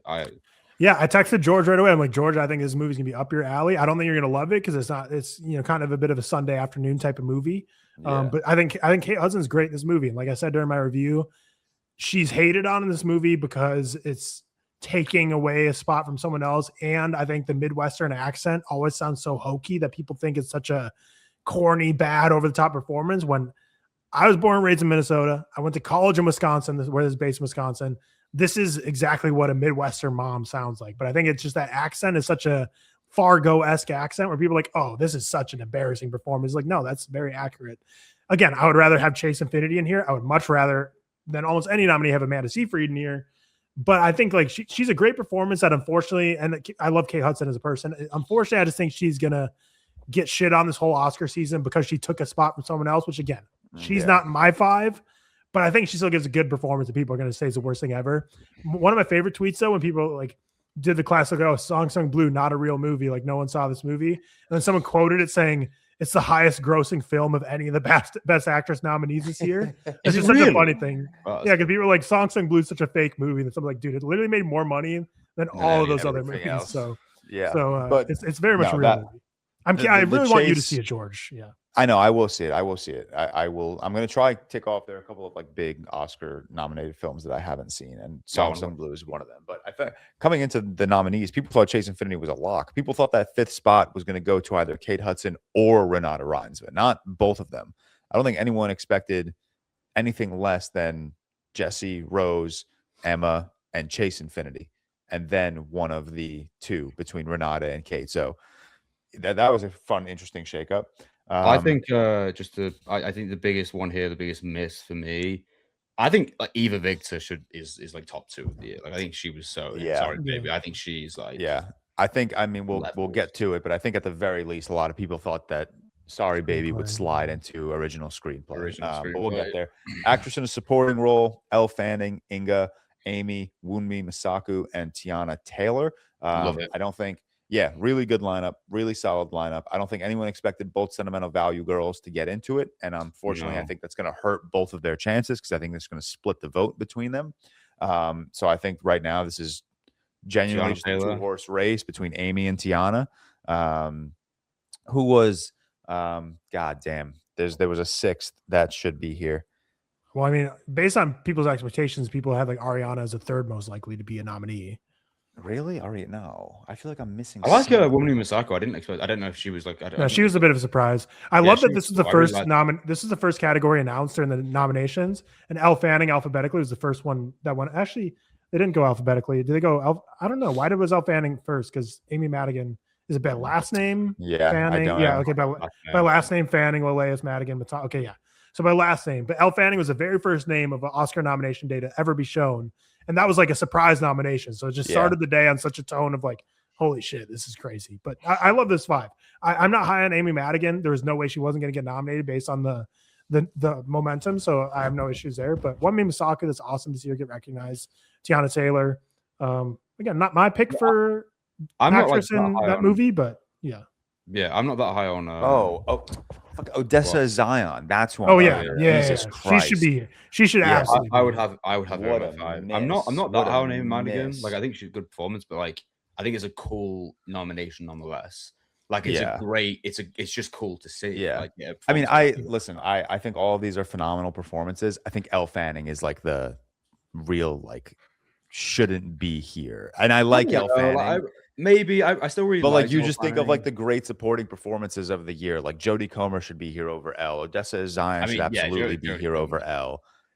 Even when I first watched Sentimental Value, my first thought was Inga blew everyone away. Oh, I think Inga is like Inga's my favorite nominee here by a million miles. But yeah, this makes it now. I tweeted this back-to-back years with a ReelTok Award winner for Best Supporting Actress is not even nominated for an Oscar for Supporting Actress. So shout out us. Shout out Odessa Zion and shout out Adria Arjona. Animated feature: Arco, Elio, K-pop Demon Hunters, Little Amelie, or the character of Rain, and Zootopia 2. Yeah, what a crazy title! Little Amelie or the character of Rain. That's a cool That's fact. like I might- Birdman or the unexpected Yeah. virtue of Yeah. ignorance. I got homework to do here. I got some movies to watch. Yeah. I The haven't seen only any one of I've these. seen here is K-pop, which is kind of crazy. Like I've only seen K-pop and Elio. I need to see the other three. So yeah, I need to really want to watch Zootopia Zootopia too. So yeah, we got homework. Animated short, Butterfly, Nope, Forever. nope. What? I'm kidding. We'll give them their flowers. Wait, did I miss something? No, I was just skipping over them because Oh, we can we're not skip over watching. them. We're not watching these. No, Well, yeah, we'll we give can them their skip over them. flowers. Shout out, I did watch Retirement Plan. I'm gonna try. So After okay. the nomination, or that was just like part of your you were watching. No. short films this year, After the nominations. So the annoying yeah. thing is, and let's just combine both short film categories, animated and live action.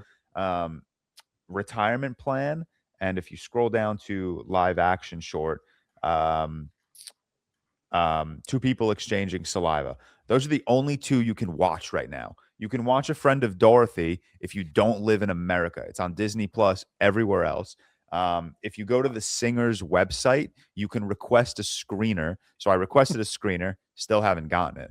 But as of right now in America, Two People Exchanging Saliva and the short animated film Retirement Plan was the only two you could watch. So that sucks. But we'll move on to casting.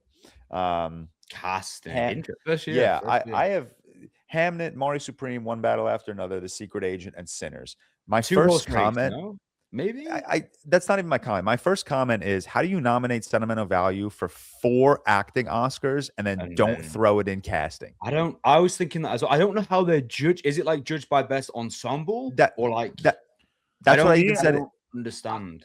I think to I don't me, know. this award is the equivalent of the Box Office Achievement Award, where they're going to snub the hell out of Sinners everywhere and give them maybe one other award for like score, and they're going to give them casting, and then they're going to be like, "Look, we gave you Oscars, we nominated you for 16, we only gave you 2. Like, which shut up and enjoy your trophy." I think Sinners, like if I was doing it on myself, like best ensemble, Sinners or One More After Another would be my 1 or 2 anyway. Yeah, but I just don't really understand what they're going for here. Like, or maybe they go for like a Marty Supreme because they cast fucking the guy from Shark Tank, like a TikTok. I was gonna say, like, what's ping pong the player. criteria here? Yeah, they cast a ping pong player. They cast the guy from Shark Tank. Like, which I think is the most inventive right? casting of the year. But like, that's what I mean. Who's voting on but these? it's not gonna win. Or is it just names? Yeah, because those guys are like casting a ping pong player, casting Kevin O'Leary, and casting people who aren't real actors. Like, I don't think the Academy is going to want to award that and be like, "Great job casting people who aren't SAG actors." And so it's like, it's weird. It is. So yeah, true. But yeah, weird category will be. I think. Yeah, I don't know. Yeah, cinematography, Frankenstein, Marty Supreme, One Battle, Sinners, and Train Dreams. Very happy Train Dreams got here. ReelTok winner for cinematography. I think one of our bigger whoa moments of our episode. I don't think Sinners, One Battle, and Frankenstein or Marty were that big of a surprise. Costume design, anything on? Sorry, I blew past it. Anything on cinematography? I feel like that was the expected 5. 20 years later. Yeah, 28 years later was snubbed everywhere. Dude. Everywhere. Literally everywhere. So if you want a award show that knows ball, ReelTok Podcast, episode 176. Kind of. It didn't win anything, but it was there. It didn't win anything, but we still know ball. We nominated it for fucking 13 things. Yeah. Costume design, Avatar, Fire and Ash, Frankenstein, Hamnet, Marty Supreme, and Sinners. A lot of the same films. Yeah. Well, yeah, I feel like how are VFX costumes are getting nominated? That's what I'm saying, dude. I did think about that when I was like, I get it. It takes a costume designer to conceptualize them. Yeah, they're not. But it's just weird. It's like it's odd. I think I'm an old man yelling at cloud a bit, but it's just a little. I was thinking it. I didn't want to say it because I didn't want to just keep ragging on this movie. So I'm happy you said it. And now that you said it, I'm gonna. It's like so the meme of like, that's what the money is for the Box Office Achievement Award. It's like for costume design, it's like that's what the visual effects nomination is for. Like you're like, VFXing the costumes in. Like, I don't know. What are we talking about? And then this also, I mean, obviously after Ariana didn't make supporting actress, that was the first announcement. Once Wicked stopped making like costume and production design, that's where we were like, yeah, the Academy's moved on from Wicked. Well, when Wicked didn't make Best Original Song, that's when I was like, "Oh, this is game over." Yeah, like if it's not because they were projected to get 2 original song nominees for Oscars. They got 0. Whoa, they got 0. Yeah, so crazy, isn't it? Directing. This is weird. Why is costume design and production design not in a row? I don't like that. I don't know. It's alphabetical, man. Yeah. Right. Directing. Chloe Zhao, Josh Safdie, Paul Thomas Anderson, Joachim Trier, Ryan Coogler for Hamnet, Marty, One Battle, Sentimental Value, and Sinners, respectively. I think this was a lot of people's expected 5. I think a lot of people thought Del Toro would be able to slide in.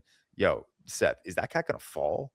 No, she's a cat, man. They land on her. Dog, cats can fall off like 7-story buildings and walk away. Land on their fucking shit. That's crazy. Crazy. But yeah, I think this is the exact 5 directing a lot of people had predicted. I said when I posted my prediction videos for TikTok, it was this 5, but I did say I would not be surprised if Guillermo del Toro slid in here.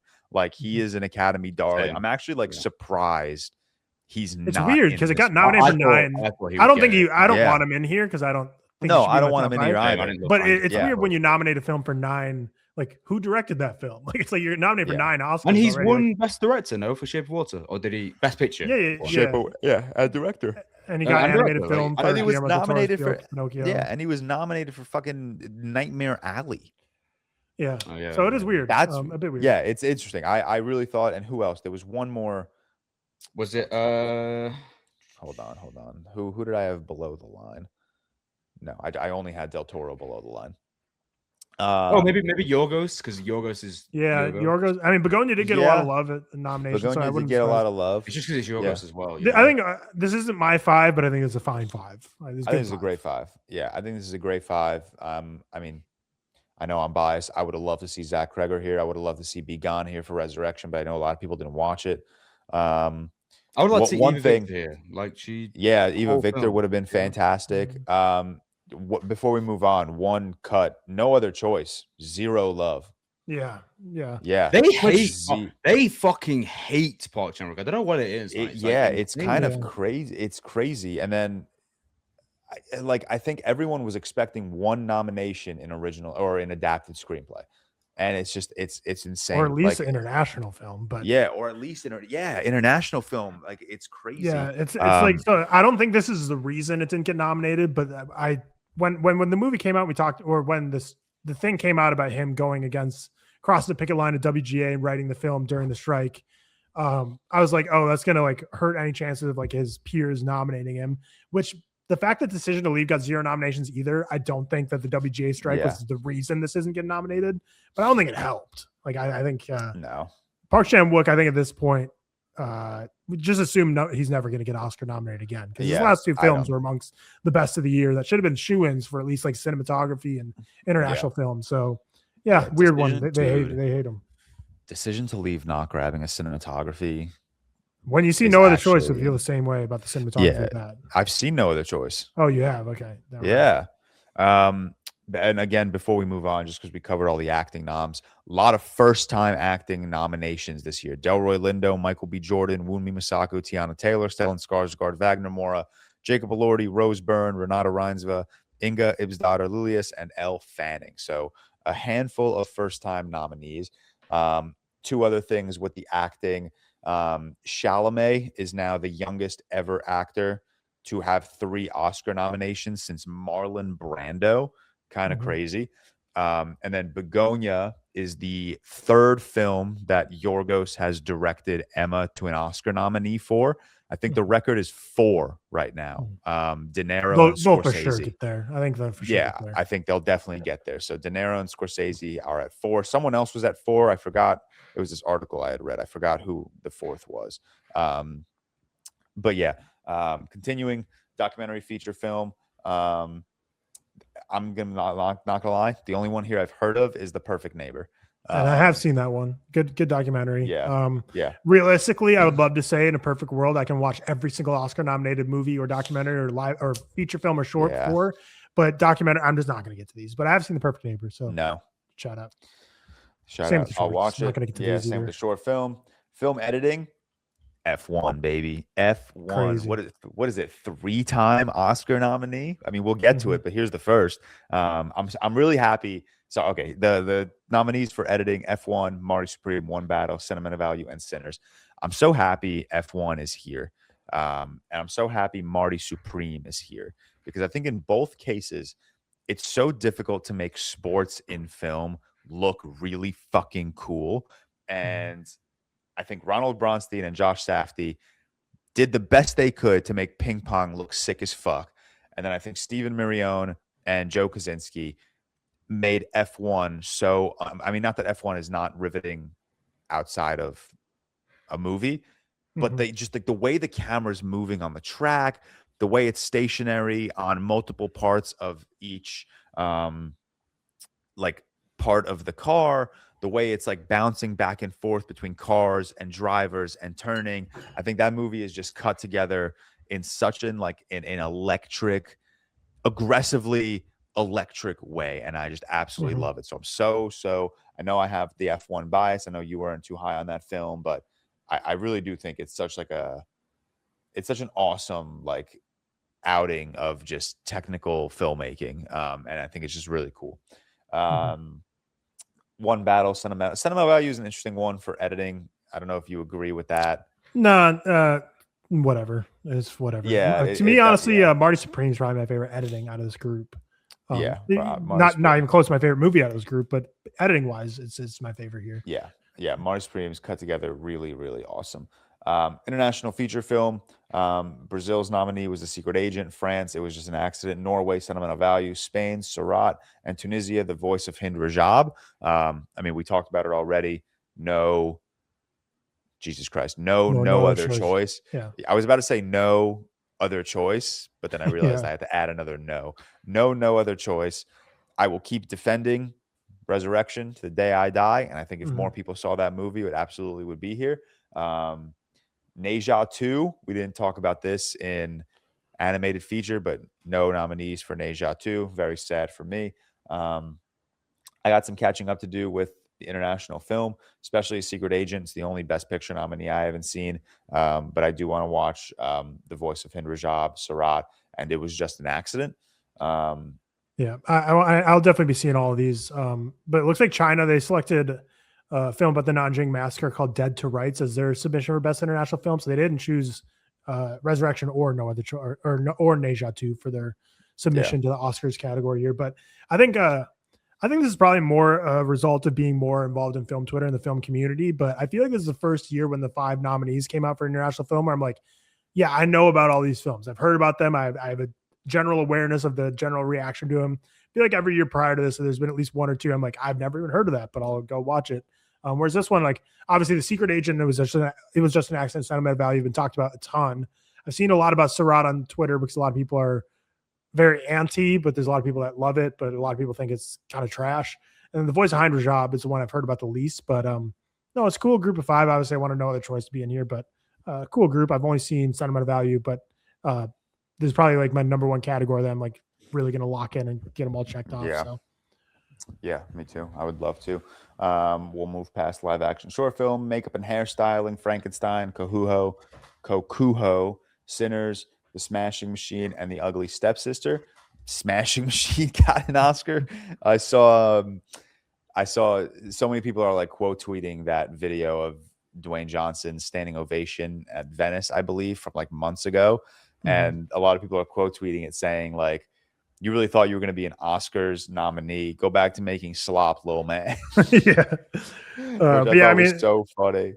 Biggest takeaway from this category for me is more homework. Kokuho and Kokuho. I got to check them off because pretty much my goal is to watch.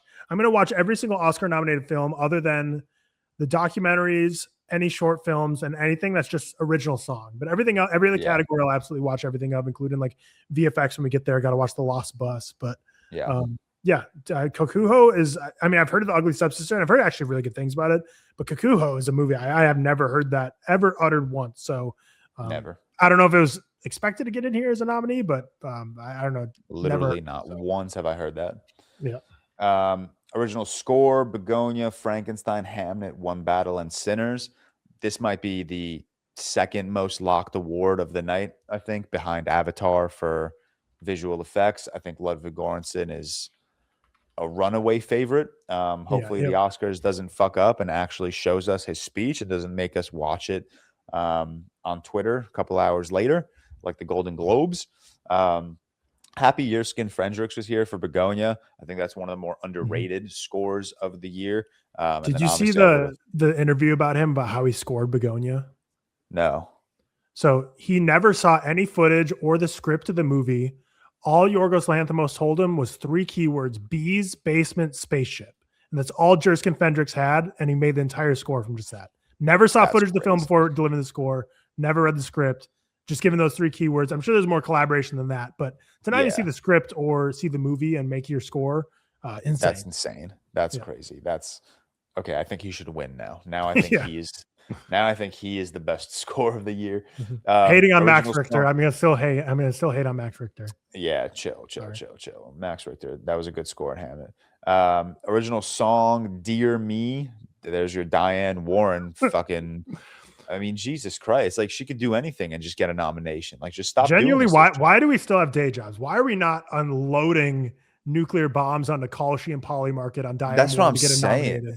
Nominated? There's got to be someone out there that's just in a mansion in Malibu, living off just betting futures that she's gonna be nominated for. Because this is like the biggest shoe-in award ever. Because it's like a documentary about her life. Yeah. She's like, I feel like they just made it because like shit, no one hired me to make a song this year. I gotta give find her a way a to fucking get nominated. nominee. Like, what the hell? Dude, what is she about to go? Like 0-14 at the Oscars? No, if I were her. This is her 17th. Has she ever won? Never won.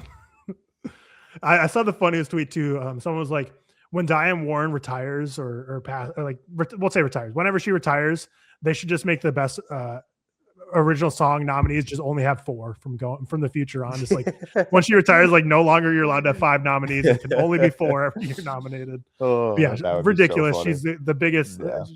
She'll never win. Maybe she might get a sympathy award one day, but I don't know. Crazy. Yeah, but this is gonna be Golden's award. Achievement. Yeah, I lied to you. It would be so cool though. Yeah. I think Last Time from the Sinner soundtrack is incredible. I think that's the best track. And then I also would have liked to see oh Jesus Christ, what's it called from F1? The main theme, but I don't know. Yeah, the main track from F1. I'm blanking. Best Picture, Begonia, F1, Frankenstein, Hamnet, Marty Supreme, One Battle, Secret Agent, Sentiment of Value, Sinners, and Train Dreams. I think the big ones here, no Wicked. Obviously, the Academy gave up on Wicked this year. F1 was the shocker, I think, of this lineup. I think a lot of people expected Jesus Christ, what do I have in mind right now? It was just an accident. I think that felt like not a lock, but that felt like it would slide into like that. Yeah, it was like that and F1 were like, what's the final slot going to be between those two, with maybe a whisper of Wicked. But by the time they got to this, we all knew Wicked wasn't going to be. I think even people were like considering a Weapons nomination for a while. I saw a lot of people throw Weapons, especially after the success they had at the Golden Globes, or not like winning success, but just presently being there successful. And then even No Other Choice, a lot of people were predicting No Other Choice, but as the nominees went on and you saw, no cinematography, no screenplay, it became obvious that No Other Choice wasn't going to grab that 10th spot. But F1 got in, which is crazy and absolutely awesome. Production design, Frankenstein, Hamnet, Marty, One Battle After Another, and Sinners. This is a stacked category. This is a really stacked category.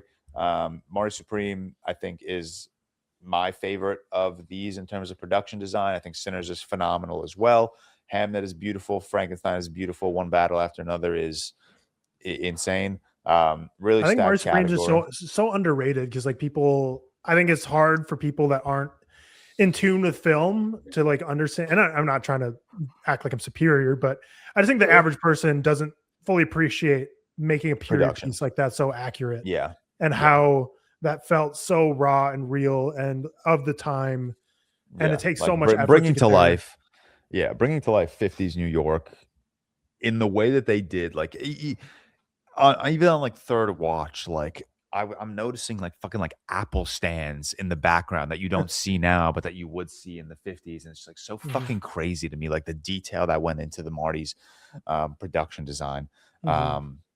Sound, F1, Frankenstein, One Battle, Sinners, and Surratt. Do you think this will be F1's Oscar? I mean, I don't really see anything else that stands out for sound. I Yeah, feel like a right? vroom vroom car movie is like the right kind of movie to win this. That's Kind of what like I'm how saying. like VFX is going to be a shoe in for an Avatar type of movie. I feel like a Yeah. racing, Sound, usually it's like racing or war is usually a shoe in for Yeah. winning a sound Oscar. And the fact that Warfare didn't get nominated here, I think it's got to be F1's award it's here. got to be F1. I hope so, man. It's so good.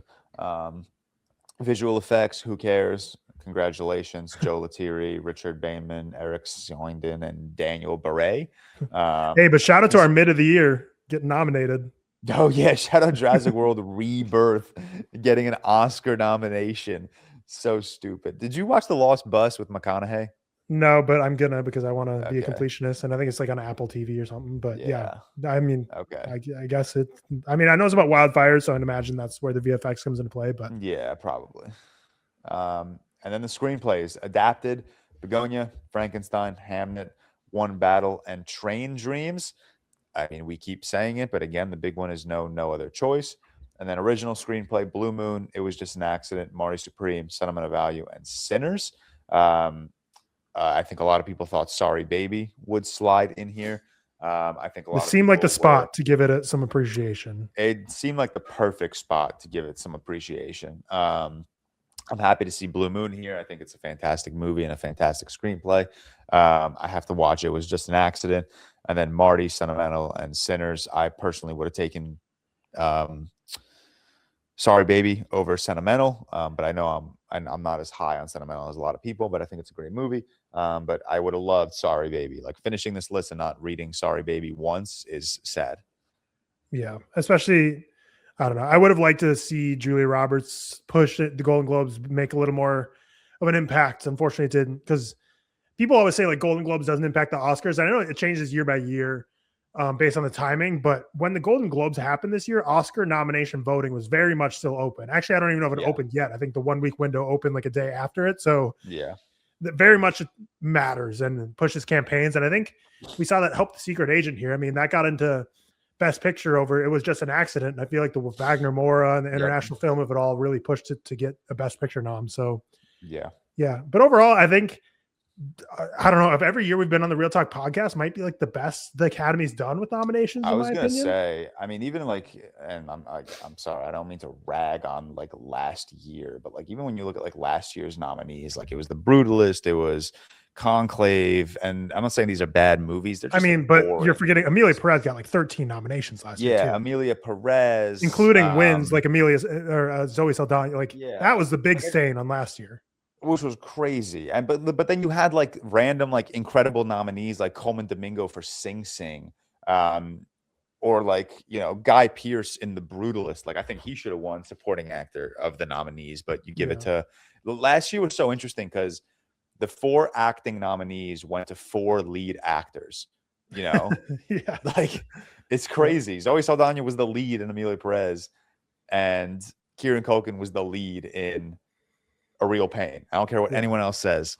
Whereas this year, shout out, none of the nominees are acting fraud. I only saw screen time data for the actresses, but all of them are like very small in the movie. So very much supporting this year. Yeah, I don't know. It's a much more like energetic and fun bunch of nominees this year. You know, like what the fuck were the Best Picture nominees last year? Anora, boo. The Brutalist, boo. Complete Unknown, boo. I like Conclave. Dune Part 2, hell yeah. Amelia Perez, actually one of the worst movies of the decade. I'm Still Here. I'm Still Sleeping. Nickel Boys, I know you love. I thought it was not good. The Substance, forgettable, and Wicked, I liked. Like, what a lame combination of 10 films. Whereas, like, this year, exciting stuff. F1, good baby. Yeah, F1. Crazy. F1, Begonia bangs. Hamnet bangs. Marty Supreme bangs.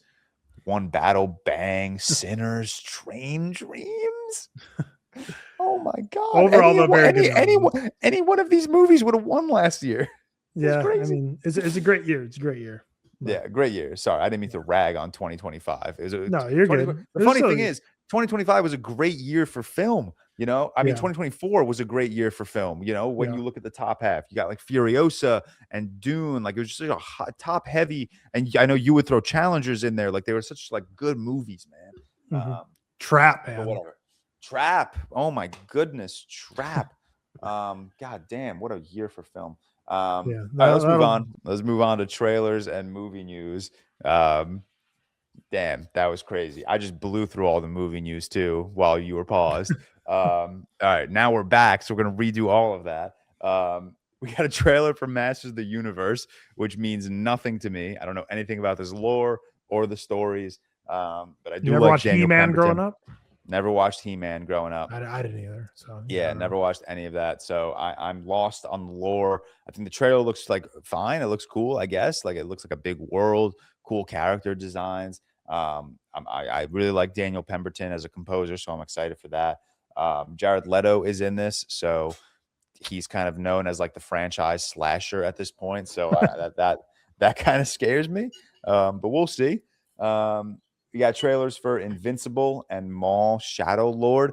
I'm so excited for Invincible, man. I need you to tap in, please. I think you'll really like it. I know you're not a big like superhero guy or an animated guy, but it's so good. And we're going to do a lot of slop episodes this year. I'm not going to commit to anything, but there is that stretch where we do get Invincible. What are we getting? We get 3 big TV shows like back to back to back. We get Daredevil Born Again season 2, Invincible, and X-Men 97, and the Punisher special presentation, all within like 3 months of each other. So hopefully, you know, you as viewers will see Alex and Sammy a bit more on the podcast. We'll do a couple of bonus episodes. You know, we love grabbing the homies to talk slop. Invincible trailer looks sick. We got our first look at Thrag, our first voice reveal of Thrag. So intimidating, so unbelievable. I'm expecting its biggest season yet. Maul Shadow Lord, I loved the trailer to Maul Shadow Lord. It takes place post Jesus Christ, post Clone Wars animated series. So it's I believe it follows, from what I gather, I believe it follows Maul in this galactic empire ruled universe.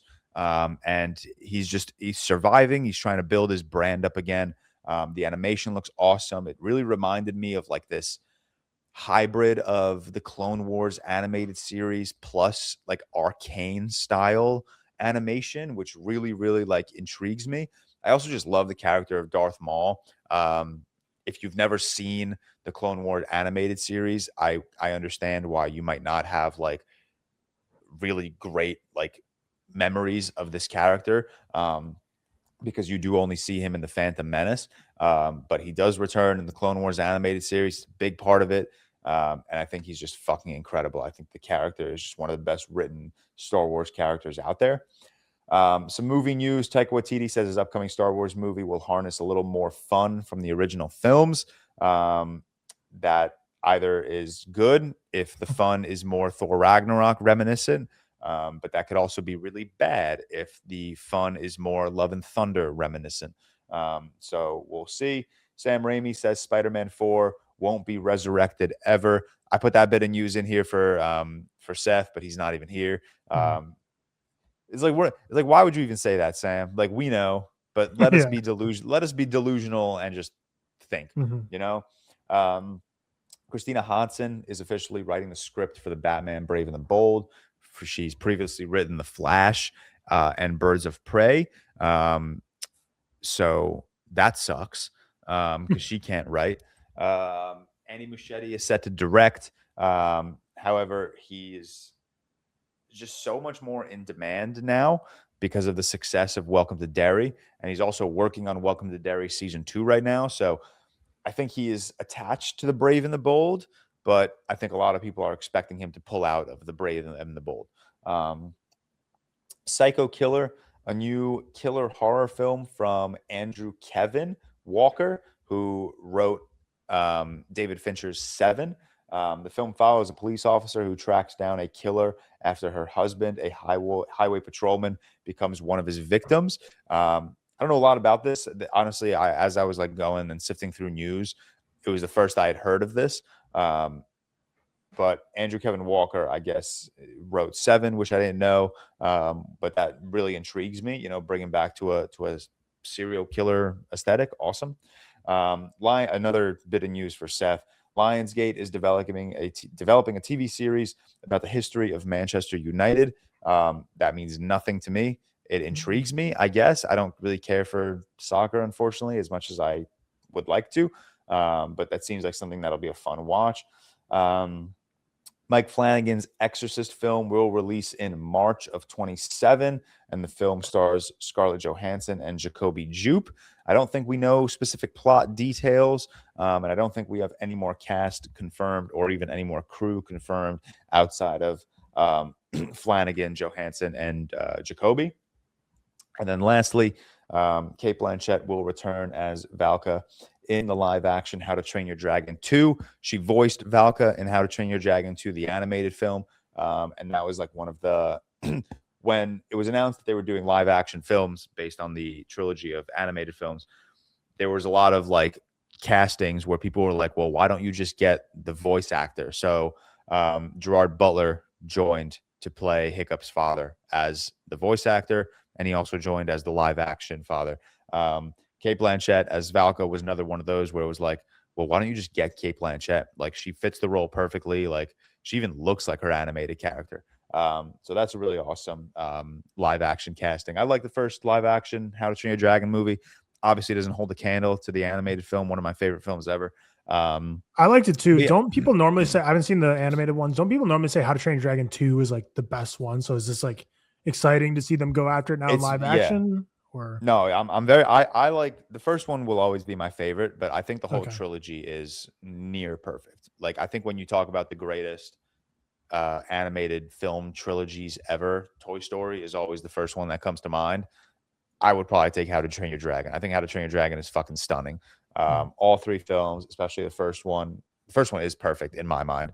Second one, third one, near perfect films. And yeah, I'm very excited to watch the second one in live action, because the second one has like much bigger set pieces, you know? So I'm very excited how they're going to like adapt this one. And Cate Blanchett is obviously awesome. But yeah, that'll wrap up news. Let's move on to how are we doing? What have we been watching? You know, we changed up the order a little bit this week, just to check the vibe. So if you guys liked us running through movie reviews and news before we do how are we doing, what have you been watching, let us know. If you didn't like it, also let us know. But Tyler, how are you doing? Good. So I've been busy the last 2 weeks. So we recorded for some inside podcasting. So we recorded ReelTok episode 175 on Saturday, the 10th, and then we filmed the ReelTok Awards on the 11th. So the ReelTok Awards came out 8 days after we actually filmed it.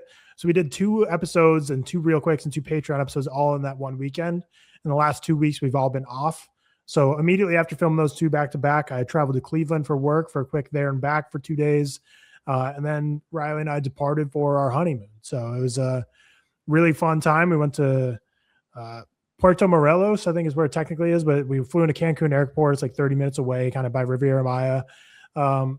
Stayed at like this 5-star Marriott resort, and it was really good. Like it was like perfect in terms of me and Riley together. Like we had a great time together on our honeymoon. Just didn't do much. Like we just kind of relaxed for 6 days, which was absolutely needed.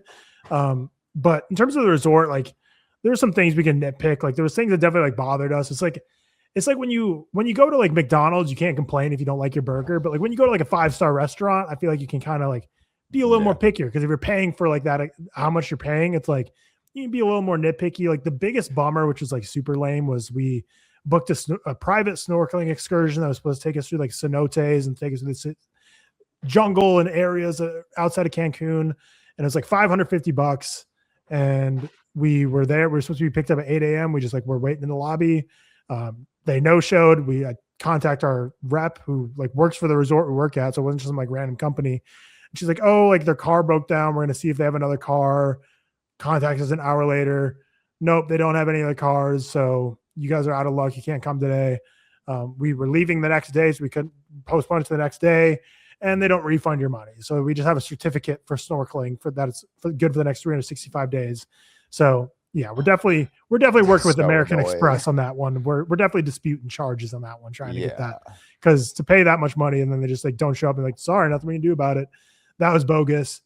The food was like very okay. Like it was like a 7 out of 10 for every meal, which was like perfect for what we needed. But by the time we were done with the 6 days there, we were like definitely ready to get back to cooking our own food and not be eating out for every meal.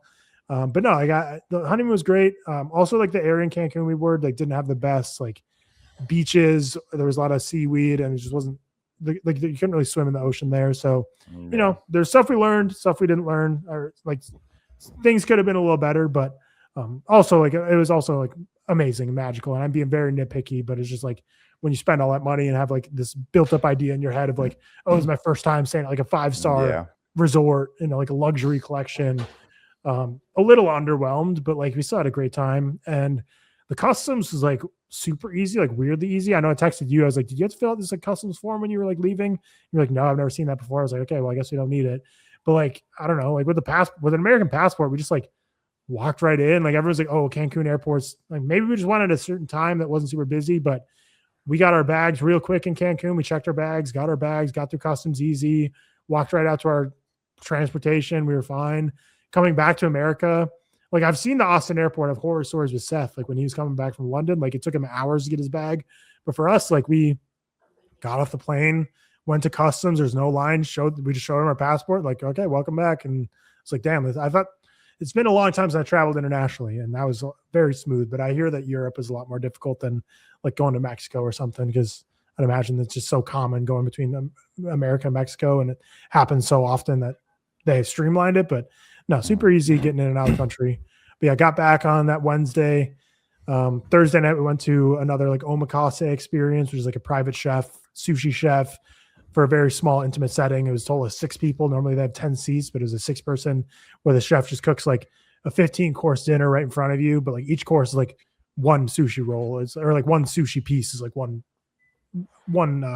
course. So it wasn't like too crazy. But it's the second time we've gone to this place. If you're in Austin or familiar with the Austin area, it's called Tare. It's part of the Michelin Guide. Delicious, incredible experience. Loved it. Texted you privately about some people that were at my dinner that were very annoying, but other than that, the dinner was great. And then now it's snowing in Texas. I got up early to drive Riley to work because there was just ice and snow all over the roads. And as a native Minnesotan, I think it's my duty I have a ton of experience driving on ice and snow, so not going to make Riley drive in that. So drove her this morning. People made fun of me when they came for my wedding, when they were packing up my trunk. They're like, why do you still have your ice scraper? Like there's no snow in Texas. I was scraping ice all morning because like it was like freezing rain. It was like freezing rain last night for like 3 hours, and then it snowed a bunch, like a couple inches. Yeah. So like it was like there's like the snow that was like hard and crusty on my car, but then once you got all that off, it was like a sheet of ice. So I was like, if I didn't have a scraper, I'd be screwed. So, always be prepared. That's what I always say. But yeah, it's been a busy week. Kind of back to the real world now. Work this week, so it's gonna be cold. I know it's cold where you are. It's cold all in America. Like there's a huge cold wave going on right now. A lot of snow. It's gonna be like 10 degrees here the next few days, which down here we're just not prepared for stuff like that. So like we're running our faucets, dripping the water, hoping we don't freeze our pipes and all stuff like that, because they just don't insulate houses down here to prepare for stuff like this. And the roads, like they were just a mess this morning. They were just terrible. So hopefully it clears up a bit by the time I pick Riley back up from work. Yeah, it's kind of like what I've been doing. I can go into what I've been watching. I guess, I don't know. One final thing, the stuff, my like energy is so drained this weekend from just like everything that's going on in Minnesota and Minneapolis. Like as someone who's born and raised in the first 18 years of my life in the Minneapolis greater area, living like 20 minutes away, it like hits close to home, and like seeing all like the stories and like, it's just, I get it. Like people are so warped at this point by politics that you're going to see a video or you're going to hear, like no matter what evidence you get, you're always going to believe left or right or whatever you believe going into it. I think there's people that there's just nothing that'll ever change their minds. But it's just blatant to me that 2 people have been murdered in Minneapolis by ICE agents, and there's no other way I can see it. And I've seen so many people say like, yeah, but did you see this? Yep, saw that. Yeah, but what about this? Yep, saw that too. Like I've seen every angle. I've seen every shred of evidence. Nothing you can say will make me feel different. And I'm sure nothing I can say will make you feel different. And I'm sorry that's what the world's come to. But it just sucks, man. Minneapolis is what's happening there is heartbreaking, and it's just devastating to see go on every single day. And a town I love, but I will say I'm so proud to be Minnesotan.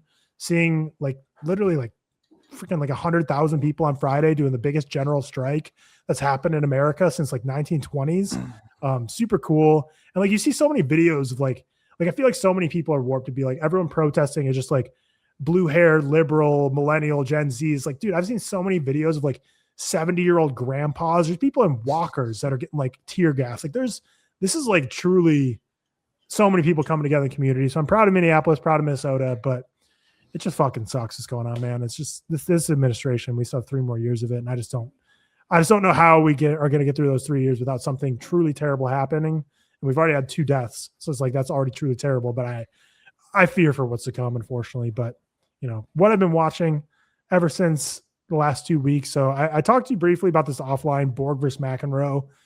Very fine movie. I gave it a 2 star. I thought it was completely okay. The actual match highlights are more just watch that instead. We talked about The Abyss on Patreon, but that's a movie that after we reviewed it, I kept thinking about it for another day. And I think I said on the Patreon, I gave it a 4 star, bumped it up to 4.5. That movie's so fucking good, dude. The Abyss is so sick. Watched Invincible on my flight to Cleveland. Aggressively average movie. Mark Wahlberg. The Mark Wahlberg one? Yeah, the one where he's an Eagles player. Yeah, it's a 2.5. It's very, it's a perfect plane movie. And then when I was in Cleveland, I rewatched Deja Vu. Dude, that's one of my favorite movies at this point. It's a 4.5. If I watch it again, I'll probably be up to a 5. Denzel Washington's so great in this. Tony Scott is such a legend. This movie is so sick. We reviewed it on Patreon probably half a year ago. The only thing I disliked this time was I watched it on basic cable. I went to my hotel room, just watched it on TNT or whatever TV channels on. Just the worst experience, getting ads every 8 minutes. Just a terrible way to watch a movie. I don't know how we did it growing up. Then I watched In the Name of the Father, which is the film about the IRA in Ireland and the bombing, and the true story where Daniel Day-Lewis plays the character of Jerry Conlon, who gets arrested wrongfully and is held there for years. Fine movie. I think it's a very important story about Irish and British history, more modern history, but not nearly anywhere close to my favorite Daniel Day-Lewis performance, and just an okay movie. Did you ever watch Nouvelle Vague, the Richard Linklater French movie? Not yet. No. I gave it a 3 star, but it's one of those that ever since I've watched it, I keep thinking about it. I'm I actually really dug that. So I think it's more closer to 3.5 star. I had a good time with it, about all the directors of the French New Wave and they're coming up and how they kind of broke the rules and constraints of what French cinema was and transformed cinema as a whole as we know it. Also watched Hedda from Nia DaCosta. Again, fine. I think Tessa Thompson's fantastic. Nia DaCosta, I think, is a strong director. But the story here, I just never cared for, so I give it a 3 star. On the way to Mexico, rewatched Sorry Baby, bumped it up to 4.5 star. Absolutely love it. Rewatched Friendship with Riley in Mexico. She was not a fan. She really likes Tim Robinson, but she was not a fan of Friendship. On the way back from Mexico, watched Once Upon a Time in Hollywood on the plane. And I put it in my review. However high I was on this movie was just not high enough. I loved it even more on my 8th watch at this point. The cinematography, I feel like I've never shouted out. I feel like I always talk about the casting. I always talk about the great lead performances. I always talk about the vibes and the production design, and just how crazy the story is. But the cinematography, I'm like, damn, Richard Robertson, every single shot in this movie, or is it, take the name right? Richard Robertson, or is it Robert Richardson? Got him flipped. But just every shot in that movie is so fantastic. And then I watched A Big Bold Beautiful Journey, rewatch it after. There was 80 minutes left of my flight. That was the only short movie available. And I was I'll just throw it on, whatever. I've already seen it. Watched Grave of the Fireflies for the very first time. I've not done enough Studio Ghibli movies. I've never been, I didn't love Spirited Away, didn't love The Boy and the Heron, and I kind of just left it at that. I was I don't know, this is for me. Grave of the Fireflies is fantastic. I assume you've seen it. You've seen Grave of the Fireflies? Yeah. Very good. Talk about a mood ruiner, that movie. That is a just auto 2 sad face emoji movie. That's a rough movie. Watch Mega Shark vs. Crocosaurus afterwards. We'll review that on Patreon for some reason this upcoming Friday. And then The Rip we talked about. Greenland 2 Migration. I was Greenland. I was a big fan of the original Greenland and huge major excitement for the sequel. Didn't care for it. This was exactly what I expected Greenland 1 to be. very much a Gerard Butler January disaster movie, corny action set pieces, just not great. Then 28 years later, the Bone Temple we talked about. And then I watched last night the Skyscraper Live, the Alex Honnold climbing the Taipei Tower in Taiwan. That upset me way more than I expected it to. I like turned it on. I was like, oh, this will be like exciting to see him climb this thing. And I was sweating. My hands were sweaty. When he got to the very top of the tower, and he's like standing there just on this small point that's rounded, and he's like waving his arms in the sky. Like, dog, just sit down, please. Like, this guy's insane, a true madman. Yeah. And the scary thing about people like this is I feel like after free soloing El Cap and free soloing this tower, like there's no way he just quits. Like he's got to find like he's gonna find something crazier. Like whatever the tall, because this is one of the tallest towers. I don't know if Burj Khalifa is still the tallest in the world, but I feel like dude, like what happens if he fell? I don't know. Like, do you think does Netflix cut the cameras before he hits the ground? I would imagine they would cut away. My question is, I didn't know if they were going to cut the stream and just say like stream is over, or if they would just like cut to like the announcer and be like, holy shit, like this is really bad. Like he fell. Bro just fell. I don't know. Yeah. 1,600 feet. Yeah, that was crazy. But yeah, crazy man. How about you? What have you been up to and what have you been watching? Up to not a lot. Dark, I wish I had a lot more. of dark. Dude, so much dark. Literally so much dark. I'll get to it. Up to not a lot. I wish I had more to announce. I was supposed to go to that Mercy premiere with Alex and Liam, but it was like I didn't even have like a bad or long day at work. I really just didn't want to trek to the other side of the city for the fucking Mercy premiere. And then we even heard we got word that Rebecca Ferguson wasn't even going to be there. So I was like, I'm not going. Like if I can't even see Rebecca Ferguson in person, like I don't give a fuck about Chris Pratt. Yeah. So like I was supposed to do that.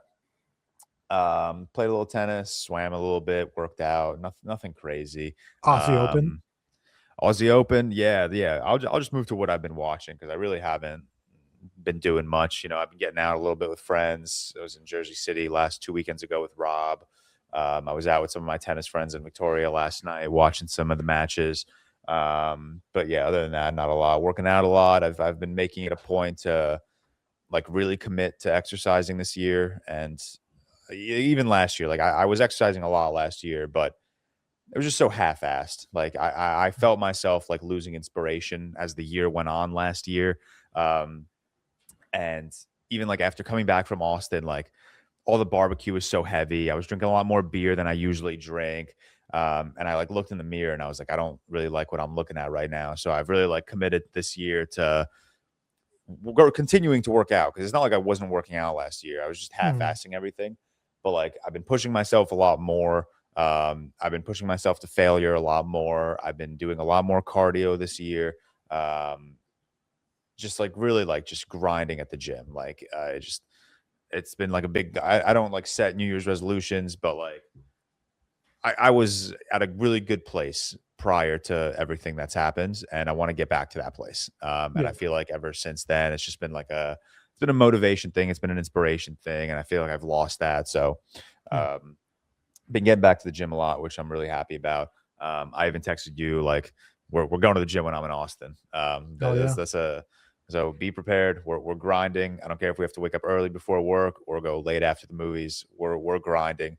Booked my Austin trip. Speaking of which, not Australia. So many people DM me. I got so many people DMing me saying, "Oh shit, which matches are you going to?" And I'm like, I'm so sorry to tell you, this is Austin, Texas, not Australia. The rare instance where like Austin for film and Australia for your tennis audience just blend at a time where like people are going to be confused. Like, well, yeah, which one are you talking about here? It's funny because like I wasn't even thinking about that because like I tagged South by Southwest, but it doesn't say South by Southwest. It just says SXSW. Yeah. So you got to realize not a lot of people know what that is. Yeah. Like even my sister Christina DM'd me. She's like, "When are you going to Australia?" Victoria's mom texted us like, "Are you guys going to Australia?" And we're like, "No, it's Austin, fucking Texas." So that's exciting. Couple trips booked. I booked my trip to Vegas. I'm doing the Vegas thing for the Testicular Cancer Foundation, which I'm very excited about. I'm going to Boston next weekend, which I'm very excited about. So that should be fun. What are you doing out there? One of my tennis friends lives there. So I don't know if at my wedding, did you meet Raj and Jamie by any chance? And Isaiah? Rings a bell, but yeah. So they're my college tennis friends. And then there's one other college tennis friend of ours that lives in Boston that I've seen once over the last like 3 years. So we all just planned a weekend. They were going to plan a weekend to come to New York. But I was like, why don't we just go to Boston? Like, I haven't been to Boston in a while. Like, let's get out of the city. Like, let's go see our other friend and just hang out for. So we're going from Saturday to Monday. So probably won't be on the podcast next week unless something changes just in preparation. Do you know where you're staying in Vegas yet? Like, are you staying at one of the casino hotels or? Yeah, we're staying at the Four Seasons. Okay, nice. Yeah, they're putting us up at the Four Seasons, which is very exciting. Looks sick. I've never been to Vegas. So we're hopefully going to go from Thursday morning to like spend the day Thursday, like exploring. And then Friday, Saturday is the conference. And then Sunday we'll head home. So very excited. What have I been watching before I get to Dark? Because obviously I'm going to talk about Dark. Yeah, Dark is so sick. I watched An Epic at Sea, the making of the Pirates of the Caribbean, the Curse of the Black Pearl. Just, it's insane watching some documentaries about these massive movies because you realize how fucking psychotic everyone on this production crew is. Like they're rebuilding ships, they're rebuilding cannons. The costume design is unbelievable. You watch a documentary like this about a movie like this, and you think to yourself, like, how did this not sweep every technical category at the Academy? Like, it's one of those situations. I know I have Pirates bias. Obviously, I have Pirates bias. But like, it's just like, it's such an insane thing. I watched Retirement Plan. It was the quick 7-minute animated short, just nominated for an Oscar, narrated by Domhnall Gleeson. And the whole thing is a narration. And it's just, I know you don't like narrated stuff. It's only 7 minutes, but it really is. It was just beautiful. It really had me thinking about like life and saving and like doing things that I'm not doing right now just because I'm so busy and stuff like that. I watched one of the live action shorts, two people exchanging saliva. Really interesting alt world thing where like you pay with like, if I go to a store and I buy a book for $5, I don't give $5. The person that's selling me the book slaps me 5 times. And it's also a world where intimacy is illegal or kissing is illegal in public. So it's just very interesting. And it follows these two women. One of them is working at a department store. One of them is just a very rich lady who is not happy with her home life. So it's just very like, it's sad, it's romantic, it's a very interesting watch. I watched 2 New York documentaries. One's called NY77, The Coolest Year in Hell. It's literally just about New York in the 70s, and it's fucking crazy, dude. You go from talking about a serial killer to talking about prostitution in Times Square, to talking about homelessness, to talking about Wall Street. It covers so much in like the hour and 20-minute runtime that it has. It almost gave me whiplash, but it was really cool. It's so chaotic. It's so energetic. I've been watching a lot of New York documentaries. I watched another one called Cinemania, which is about, cinephile culture in New York, but like cinephile culture to the extreme. Like these people are going to the theaters 5 times a day. Like it was disgusting, man. It was like, actually, like it made me nauseous watching these people. I watched Style Wars, another New York documentary about the graffiti artists in New York. It's really interesting because like you see graffiti all across New York, and you see it everywhere on every subway, most buildings. You'll see it, like Into the Spider-Verse, where Miles is like pasting his stickers on random light poles. Like that's all over New York. And like me personally, like I never think anything of it. I never think of like the story of the artist. I never think of like what inspired this art. But this documentary like really dives into these artists and really dives into like their image and their inspiration and the fact that like this graffiti, like it means something for them. Like this one of the graffiti artists said something along the lines in this documentary about, I'm going to butcher exactly what he said, but he basically said something along the lines of like, graffiti for us is our way to stay alive even long after we're gone. Like it reminded me of a Ghost Story, the scene in A Ghost Story when they're at the house party and the guy says something about along the lines of like, we do everything in our life to make sure we're remembered after we're gone. And it was just like another variation of that. And it was beautiful. It was a really awesome documentary. I watched The Apollo, which is about New York City's Apollo Theater, documentary about the Apollo Theater in Harlem. Very interesting documentary because the documentary really focuses on very heavily on like modern Apollo theater, whereas like I wanted to see like the history of it. I wanted to see how the culture became so influential at the Apollo theater, which they like briefly dive into. But it is very much like a more like modern setting, which I think is a little just caught me off guard. It wasn't bad by any means, just very caught me off guard. What else? I watched American Reunion, but believe it or not, how as much as I love American Pie, I've never seen American Reunion. Some Radiohead stuff talking about the creation of OK Computers, a documentary on YouTube about these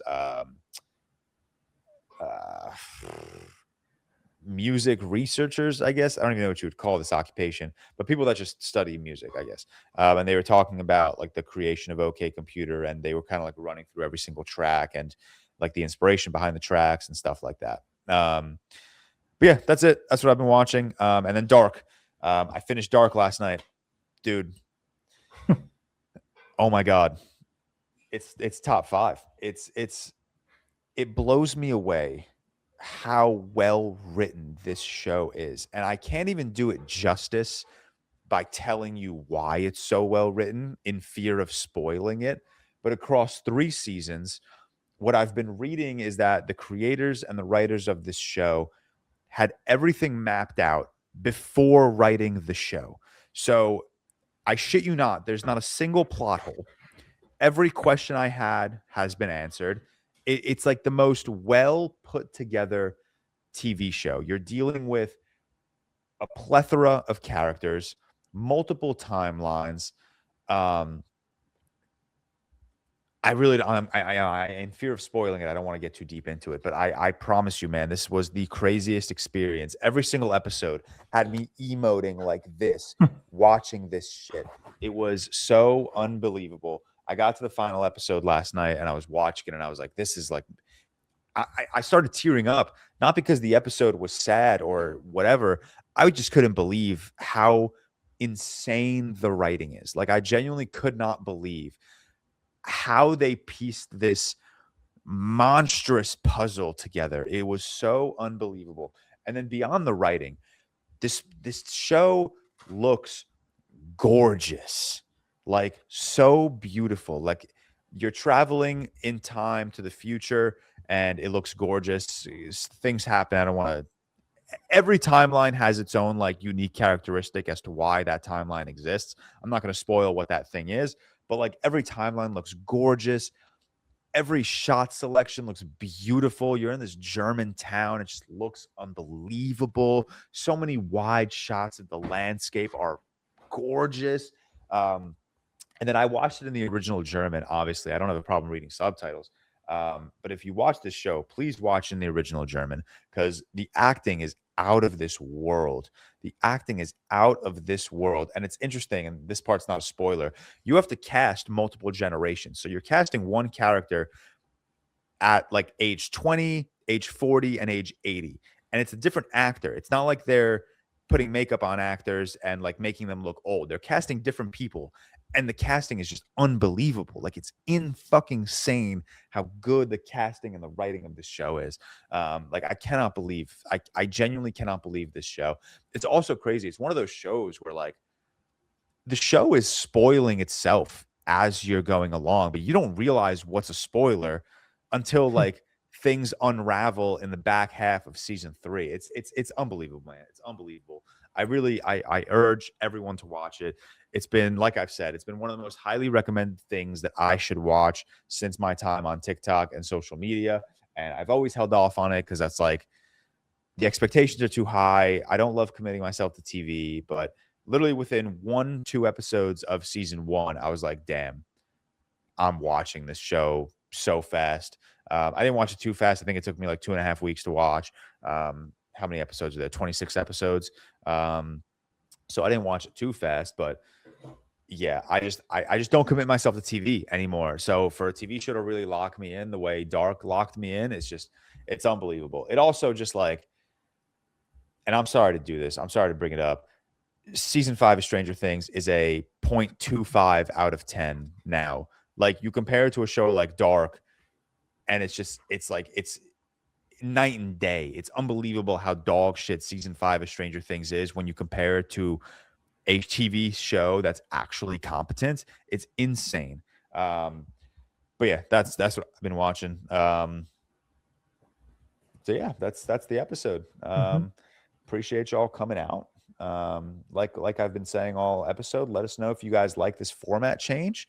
Of course, timestamps are always in our description. So, if you only come to us for this, is going to really, I'll tell you what, this is going to really throw off my grandma, because my grandmother only stays for how are we doing. So if we open the episode with a 28 years later review, she's gonna X out of it. She doesn't know to look for timestamps. She's not gonna know to scroll forward. She's gonna hear us talk about 28 years later and say, nope, not this one's not for me. So I'm gonna have to actually tell her to skip ahead. Otherwise she won't watch our episodes.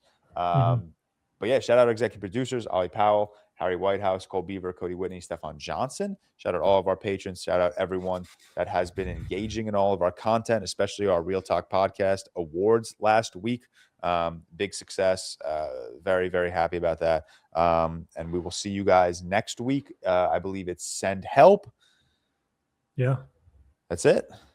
Yeah. I think that's the only main Mercy. thing. If you guys watch Mercy.